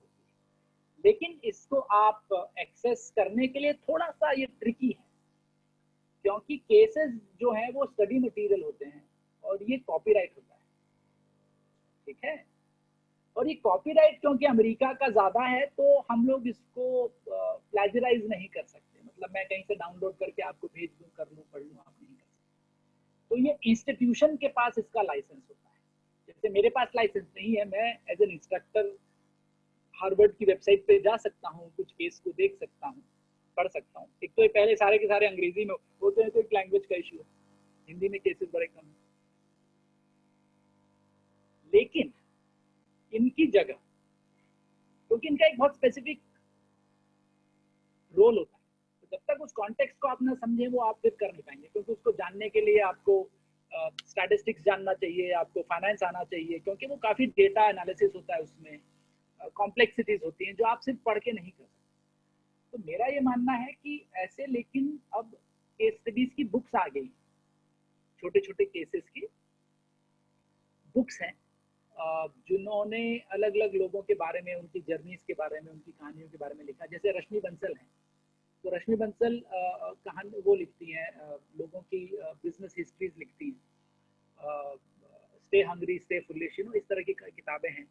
तो उनमें जो एंटरप्रेन्योर्स हैं उनकी जर्नीज के बारे में कहा गया है, उन्होंने जैसे काम किया उसके बारे में कहा गया है। तो ऐसी किताबें आजकल थोड़ी सी आ गई हैं मार्केट में, जो सस्ती भी हैं, 100, 150, 200 रुपए में, और उसमें छोटे छोटे से केसेस भी रहते हैं। तो वो मैं लिस्ट बना दूंगा एक, और आपको भेज दूंगा, आप हमारे सारे जो बच्चे हैं उनको सब दे दीजिएगा। तो ये एक, लेकिन जो हार्वर्ड है या विदेश, और कुछ जो है वो आप ऑनलाइन देख सकते हैं, कुछ जो केसेस हैं वो आप ट्राई कर सकते हैं, अगर ऑनलाइन उनकी पीडीएफ कॉपीज अवेलेबल हैं तो वो आप देख सकते हैं, पढ़ सकते हैं। लेकिन वो थोड़े से बिजनेस स्कूल्स में अच्छा 90% जो केसेस हैं वो नदर्न अमेरिका या यूएस के कॉन्टेक्स्ट में लिखी गए। तो जब तक आपने वो ना तो इंस्टीट्यूशन देखा, ना वो आपका ऑर्गेनाइजेशन देखा, कभी आप वॉलमार्ट के या फिर होंडा के कंपनीज में गए नहीं, वहाँ का कल्चर नहीं देखा, समझा नहीं, तो आप उसको बहुत कम समझ पाएंगे। जैसे इंडियन कंपनीज हैं, उनमें इंडिया के काफी केसेस लिखे गए हैं, टाटा पे है, बिरला पे केसेस हैं, छोटी कंपनी से भी केसेस हैं। तो वो IIM अहमदाबाद ने काफी केसेस लिखे हैं, लेकिन वो उनकी प्रोप्राइटरी है, IIM अहमदाबाद की प्रोप्राइटरी है या पर्टिकुलर बिजनेस स्कूल की प्रोप्राइटरी होती है। तो वो आपको खरीदने पड़ते हैं, और वो आपको एज ए स्टूडेंट नहीं बेचेंगे, क्योंकि स्टूडेंट को नहीं दिया जाता है केस, वो फैकल्टी को दिया जाता है या इंस्टीट्यूशन को दिया जाता है। तो जब तक कोई फैकल्टी पढ़ा नहीं रहा है तब तक उस केस को आपको अवेलेबल कराना थोड़ा सा टेक्निकली मुश्किल होता है। बट मेरे हिसाब से अभी आप लोगों को ऐसी जरूरत भी नहीं है। आप लोग कुछ किताबें ले सकते हैं जो सस्ती किताबें हैं, और उसमें जो इंटरेस्टिंग केसेस हैं, इजी सिंपल लैंग्वेज में दिया गया है, वो आप पढ़ सकते हैं। तो अच्छी बात है केसेस को देखना समझना, लेकिन केसेस को कहानी न माने। केसेस एक डिसीजन टूल है जो आपको ट्रेन करता है एज ए मैनेजर, और उस पोजीशन पे आपको फोर्स करता है कि एज ए क्लास, 1.5 घंटे की क्लास में अगर 50 बच्चा बैठा है तो आप अपने डिसीजन पे क्या डिसीजन है आपको वो कमिट करना पड़ता है, और आपको जस्टिफाई करना पड़ता है, आपको डिफेंड करना पड़ता है। तो ये प्रोसेस है लर्निंग, ये कंटेंट नहीं है। तो case is less of a content, more of a training yourself into the process of becoming a manager, because manager is all about taking and making and justifying and defending your decision. so decision making की process, उसको सिखाने के लिए case होता है, सिर्फ एक कहानी की तरह नहीं। ठीक है, तो ये काफी इंसाइटफुल था और आपने एकदम अच्छे से हिस्ट्री बताई। अब एक मेरा आखिरी सवाल रहेगा कि हमने बात करी मार्केटिंग को, हमने देखा एक बहुत क्रिएटिव फील्ड, जैसे आपने इसके बारे में बताया कि हर दिन एक नई बात है, अगर ऐसा रखूं मैं इसे, तो हर दिन एक नई बात है, आपको इनोवेट करना है, चीजें अप्लाई करनी है। पर अगर हम इसको अभी देखें कि इसमें सर जॉब अपॉर्चुनिटीज का क्या सीन रहता है, और क्या एक अगर कोई करियर स्टार्ट करे तो कैसा जॉब मार्केट है इस फील्ड में अभी हाल ही में इंडिया में, और क्या ये एक मतलब सस्टेनेबल फील्ड, जो कि कहा जाता है कि क्या आप इससे सस्टेन कर सकते हैं अपने आप को, उस पर आपका थोड़ा इंसाइट। बिल्कुल नहीं, ये बहुत बढ़िया फील्ड है, और सबसे ज्यादा जो जॉब्स हैं वो मार्केटिंग में ही है, लेकिन एक ब्रॉड बेस्ड मार्केटिंग नहीं होती, ठीक है। सो उसके अलग अलग फंक्शन होते हैं. So let me just explain some those 10 functions to you. और within those 10 functions हर एक में फिर आपके पास में अलग अलग तरीके की जॉब्स होती है. तो पहला फंक्शन है आपका सेल्स फंक्शन. ठीक है, सेल्स एंड डिस्ट्रीब्यूशन फंक्शन होता है. तो आपको as an area sales manager या मैनेजमेंट ट्रेनी या सेल्स ट्रेनी आपको एक पोजीशन मिलती है. डिपेंड करता है कि आप कितने लोअर लेवल है, कितने ऊपर लेवल से आप ज्वाइन कर रहे हो. सेल्स एंड डिस्ट्रीब्यूशन होता है. तो उसमें क्या होता है कि अलग अलग जगह पे अलग अलग तरीके की सेल्स की परिभाषाएं हैं. तो जो ट्रेडिशनल सेल्स होता है वो आप डायरेक्ट सेल नहीं करते हो, आप डीलर और डिस्ट्रीब्यूटर और रिटेलर के थ्रू सेल्स करते हो. तो आपको जो रिलेशनशिप बनानी पड़ती है वो डीलर और डिस्ट्रीब्यूशन के पास में जाना पड़ता है और उनको अपने प्रोडक्ट कैटलॉग दिखाने पड़ते हैं, उनके साथ में डील करना पड़ता है. आप डायरेक्ट कस्टमर को नहीं बेच रहे. लेकिन वही जब रिटेलर एक क्रोमा हो गया या शॉपर स्टॉप हो गया या बेस्ट साइड हो गया या बिग बाजार हो गया, वो जब अपनी चीजों को बेच रहा है तो वो आपके शॉप फ्लोर पे जो आदमी खड़ा है वो अलग तरीके का सेल्समैन है, वो अलग तरीके की सेल्स है. सिमिलरली कई बड़ी बड़ी इंडस्ट्रियल कंपनीज होती हैं B2B. अब L&T है, B2B मार्केटिंग करती है, जो बड़ी बड़ी बॉयलर बना रहे हैं या बड़े डिफेंस कॉन्ट्रैक्टर होते हैं या फिर आप टैंक बना रहे हैं. तो राफेल भी बिका है, तो वो एक अलग तरीके का B2B सेल्स होता है. तो सेल्स के भी एक अलग अलग तरीके हैं. लेकिन सबसे सिंपल आप लोगों के लिए जो अपॉर्चुनिटीज हैं वो FMCG या कंज्यूमर ड्यूरेबल में. FMCG मतलब आप लक्स ले लो या हिंदुस्तान लीवर ले लो या पतंजलि ले लो या ITC जैसी कंपनीज हैं. उसमें सेल्स ट्रेनिंग्स की पोजीशंस होती हैं जब आपको सिखाया जाता है कि किस तरह से आप जाते हो, ऑर्डर लेते हो. और यही सबसे बढ़िया ट्रेनिंग होती है. आप 4-5 साल वहाँ पे ट्रेन होते हो, फिर एरिया सेल्स मैनेजर बनते हो. फिर उसके बाद में आप वहाँ से प्रोडक्ट मैनेजमेंट में जाते हो कि किस तरह के नए प्रोडक्ट लाने चाहिए. उसके बाद फिर आप वहाँ से ब्रांड मैनेजर बनते हो, फिर आप उसके बाद मार्केटिंग मैनेजर बनते हो. तो ये आपकी 10 से 15 साल की ट्रैजेक्टरी होती है as a sales trainee to marketing manager. तो करीब 10 साल में आप मार्केटिंग मैनेजर बन पाते हो आपकी MBA डिग्री के बाद में. तो ये एक ट्रैजेक्टरी होती है किस तरह से आप, और उसके बाद आप ऊपर बढ़ते जाते हो, sales director, marketing director, chief marketing officer, फिर आप CEO भी बन सकते हो. तो ये एक आपकी 20-25 साल की एक ट्रैजेक्टरी है. तो सर दूसरा फंक्शन जो है, एक बार सेल्स फंक्शन हो गया, फिर दूसरा फंक्शन होता है आपका मार्केटिंग कम्युनिकेशन फंक्शन, जो एडवर्टाइजिंग का फंक्शन. तो उसमें दो अप्रोचेस है. एक है आप कंपनी के मार्केटिंग कम्युनिकेशन को देखो और आप एडवर्टाइजिंग एजेंसीज के साथ में काम करो, या फिर आप एक एडवर्टाइजिंग एजेंसी से जुड़ जाओ. एडवर्टाइजिंग एजेंसी में करीब 4 या 5 तरीके के फंक्शन होते हैं. एक होता है मीडिया प्लानिंग का फंक्शन होता है, जहाँ पे आप किस मीडिया में क्या एडवर्टाइजिंग आएगा. एक होता है क्रिएटिव, जो ऐड बनाते हैं, जो लिखते हैं इस ऐड को, शूट करते हैं, बनाते हैं.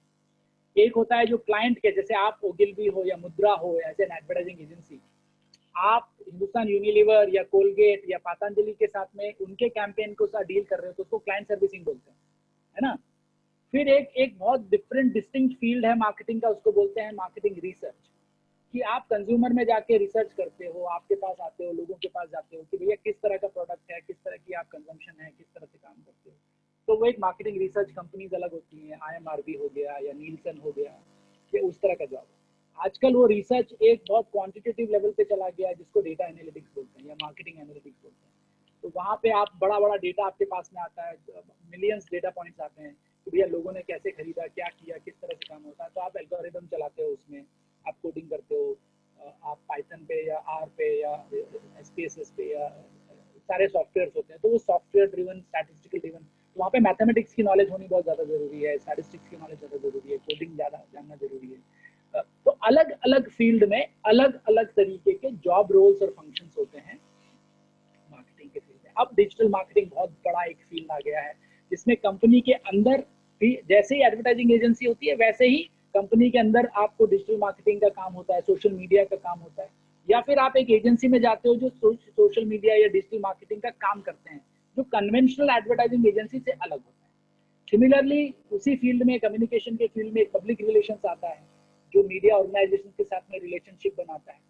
वहीं पे आपके पास में इन स्टोर मार्केटिंग या शॉपर मार्केटिंग, जैसे आप रिटेल डिजाइन कैसे करते हो, शोरूम्स कैसे बनते हैं, वो एक नया अलग फील्ड होता है.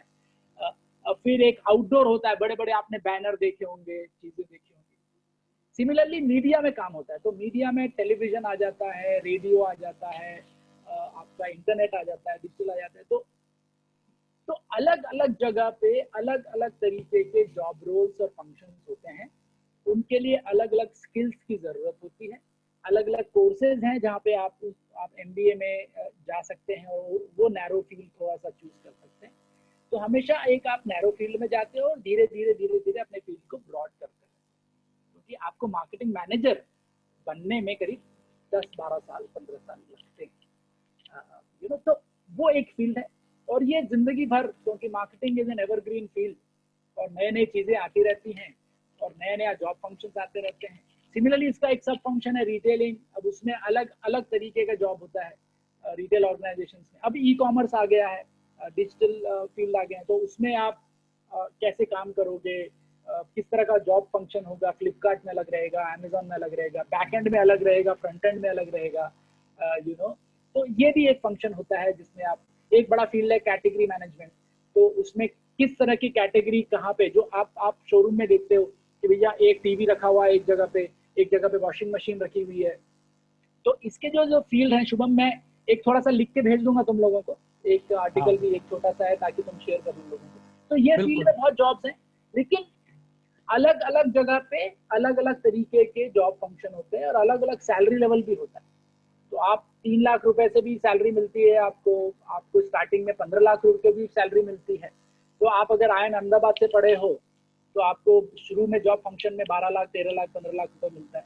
आप अगर एक छोटे बिजनेस स्कूल से पढ़ाई करिए तो आपको 3 से 5 लाख रुपए की सैलरी मिलती है। तो ये जो डिस्टेंस है सैलरी का, ये डिपेंड करता है कि आपने कहाँ से पढ़ाई करी है, किस तरह की डिग्री ली है, उस पर काम होता है ज्यादा। और फिर उसके बाद ये शुरुआत का डिफरेंस है।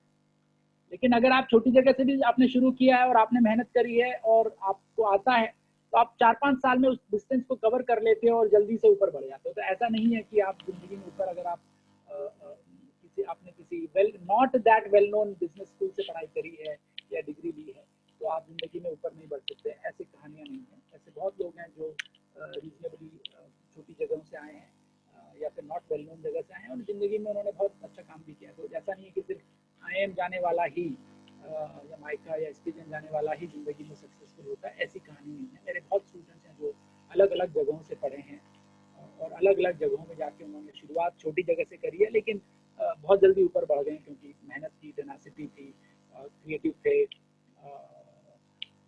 तो हो सकता है, ऐसा कुछ बड़ी बात नहीं है। लेकिन ये एवरग्रीन फील्ड है, इसमें जॉब्स हमेशा रहती है। बट शुरू में आपको बेसिक जूनियर लेवल से घिस के ही काम करना पड़ेगा।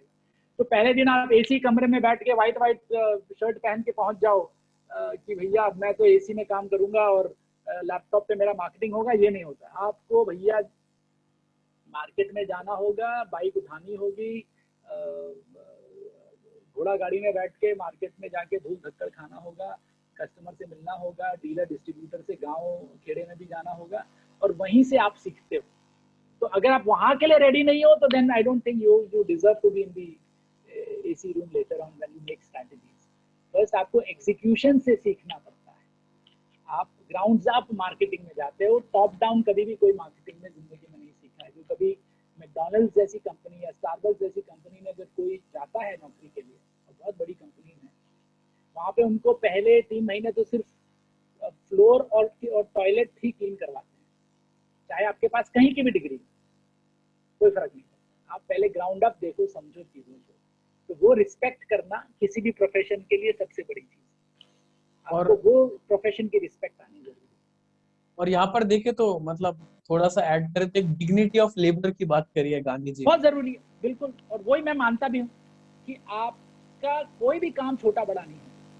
मैंने अपनी जिंदगी में बहुत काम किया है और जो मेरे जॉब फंक्शन से रिलेटेड भी नहीं था, लेकिन मैंने कभी भी किसी भी काम को छोटा नहीं माना। मैं दुबई में कॉलेज में था, चलाता था, और कई बार हमारा कोई क्लीनर नहीं आया तो मैंने वो क्लीन भी किया है। कई बार हमारा गेस्ट हाउस में कुछ काम नहीं हुआ तो मैंने वहाँ पे भी काम किया।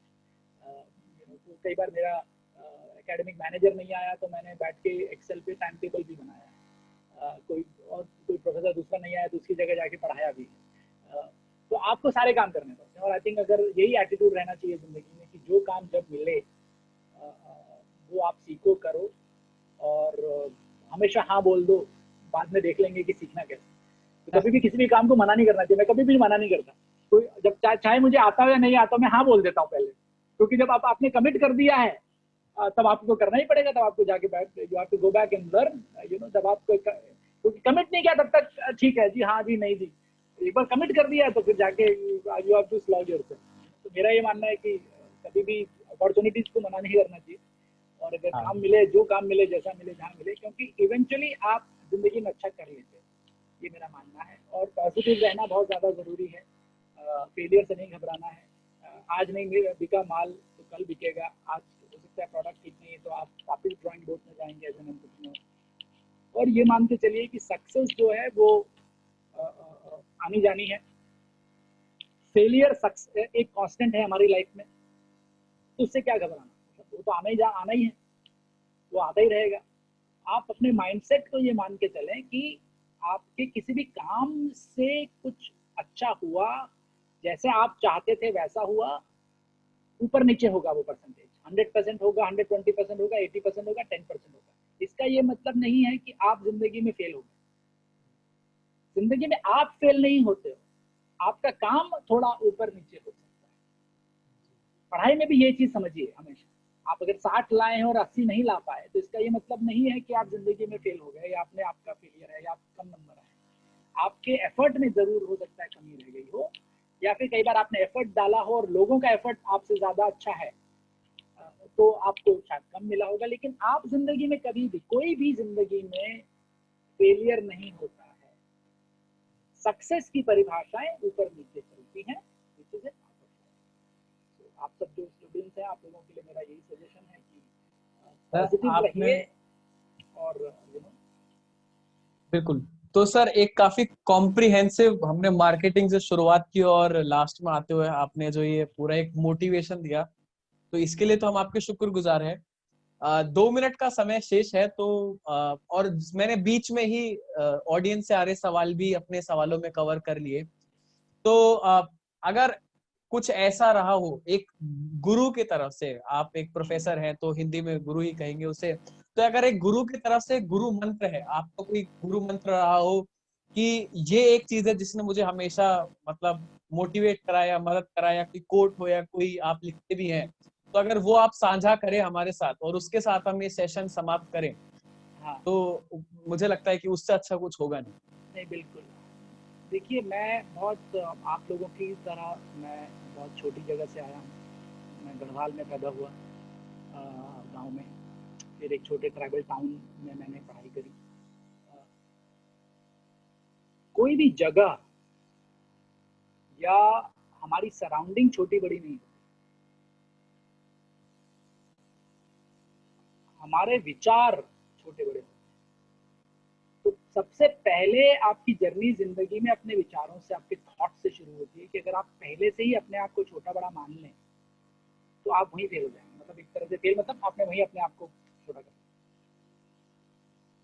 और दूसरी बात यह है कि जिंदगी और आपकी सराउंडिंग्स आपकी सबसे बड़ी टीचर होती है। कोई भी मेरे जैसा गुरु या टीचर या प्रोफेसर आपको इतना नहीं सिखा सकता जो आपकी सराउंडिंग्स और आपकी जो इकोसिस्टम है, जो आपके, वो आपको नजर चाहिए और एक मादा चाहिए सीखने का। मैं बहुत सारी चीजों में सेल्फ टॉट हूँ। मेरे घर में सब लोग ही सेल्फ टॉट है। मतलब मेरी वाइफ है, वो पेंटर है। आप पीछे कुछ एक पेंटिंग देख भी रहे हैं। और जहां से उनको जैसा मिला, मैं उनसे काफी प्रभावित रहता हूँ। और जब वो पढ़ रही थी तब उनको मौका नहीं मिला बड़े बड़े आर्टिस्ट से सीखने का।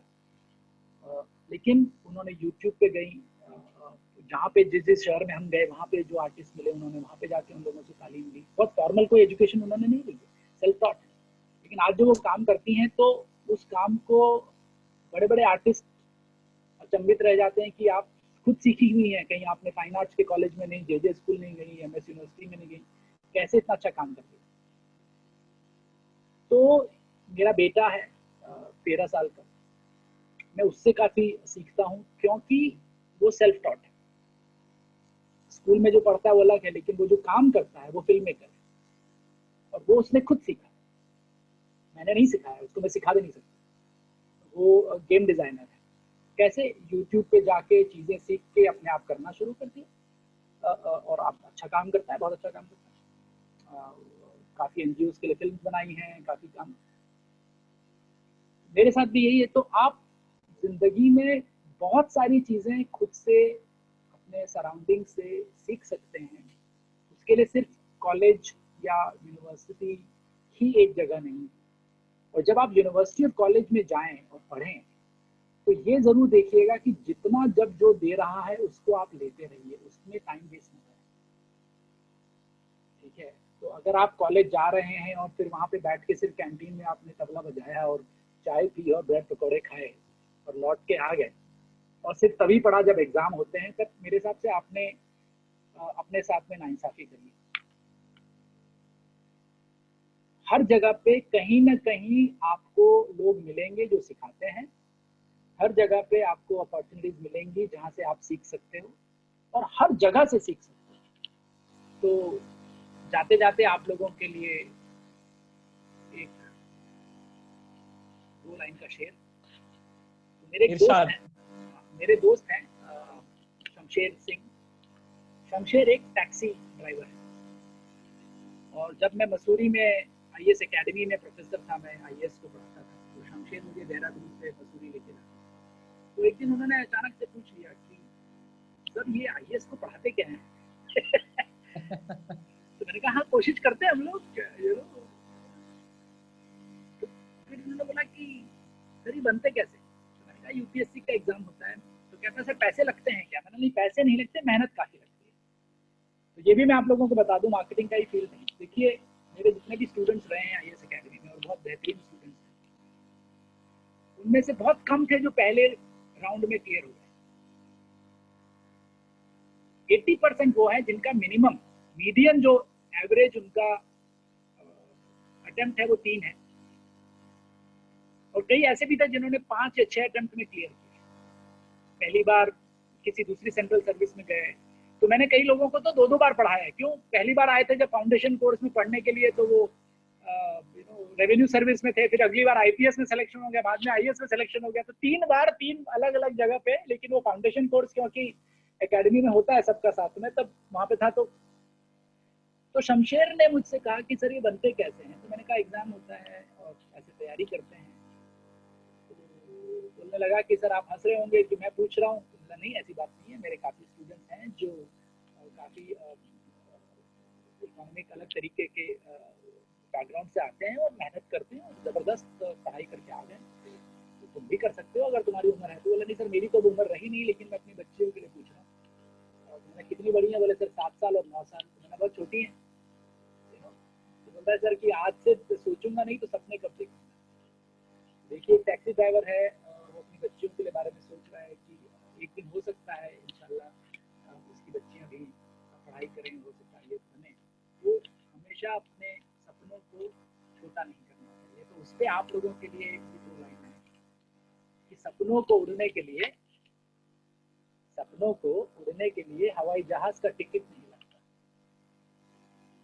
सपनों को उड़ने के लिए हवाई जहाज का टिकट नहीं लगता, बस पलकों को उम्मीदों के पंख चाहिए। और ये दूसरी लाइन है कि ख्याल पकाने के चूल्हे कम नहीं, ख्याल पकाने के चूल्हे कम नहीं, नई सोच के कोयलों को एक चिंगारी चाहिए। सपनों को उड़ने के लिए हवाई जहाज का टिकट नहीं लगता, बस पलकों को उम्मीदों के पंख चाहिए। ये आखिरी लाइन है कि सुर्ख कंक्रीट की इमारतों में ज्ञान कसमसाता है। ये मेरा मानना है कि जो पढ़ाई लिखाई है वो सिर्फ यूनिवर्सिटी की बंद दरवाजों में और दीवारों में नहीं है।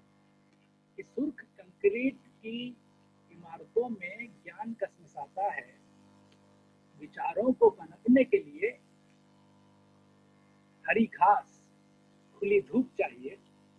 सपनों को उड़ने के लिए हवाई जहाज का टिकट नहीं लगता, बस पलकों को उम्मीदों के पंख। इन पंक्तियों के साथ शुभम मैं हाँ लोगों से विदा लेता हूँ, और बहुत बहुत बिल्कुल। धन्यवाद। सर धन्यवाद आपका समय देने के लिए, और एक बिल्कुल कैंडिड कन्वर्सेशन जिसे कहते हैं, अलग अलग पहलू दिखे तो बहुत बहुत धन्यवाद आपका। और जब ये सेशन जाएगा और लोगों तक भी, और जो यहाँ पर भी है जिन्होंने सीखा, तो मेरे को लगता है उन्हें बहुत कुछ इसे सीखने को मिलेगा, और प्रैक्टिकल इंसाइट्स लाइफ के, वो उसके लिए आपका बहुत बहुत धन्यवाद रहेगा। और thank you so much sir. अब शायद मैं देख रहा हूँ घड़ी का काटा 6:36 की ओर इशारा कर बस रहा मुझे भी अब दूसरे में जाना है। है। चलिए धन्यवाद सर। बिल्कुल, थैंक यू एवरीवन, और आप लोगों के लिए बेस्ट विशेस। ज़िंदगी में अच्छा करते रहें, पढ़ते रहें, और मेरा ईमेल आईडी रहेगा, शुभम मैं भेज दूंगा। अगर आप बिल्कुल लोगों सर। को इस सेशन के बारे में या फिर अदरवाइज भी किसी चीज़ के बारे में आप जानना चाहते हैं, मुझसे क्वेश्चन पूछना चाहते हैं, तो मैं हमेशा आपके लिए रेडी हूँ। और इस तरह का सेशन बाद में भी कभी हमारे को मौका मिलेगा और ज़्यादा बच्चों के साथ में, तो मैं आप लोगों के साथ में अपने विचार साझा करने के लिए, नॉट सिर्फ जस्ट मार्केटिंग बट बाकी चीज़ों के लिए भी मैं हमेशा रेडी हूँ। तो संजय भाई का, एट जस्टिस का, और शुभम तुम्हारा बहुत बहुत धन्यवाद and to have me here, और थैंक यू। एंड खुश रहिए, सेफ रहिए, फिजिकल डिस्टेंसिंग मैनेज करिए, और मास्क पहनिए, सबसे बड़ी बिल्कुल। ज़रूरत बात है। चलिए, टेक केयर, बाय बाय। धन्यवाद सर।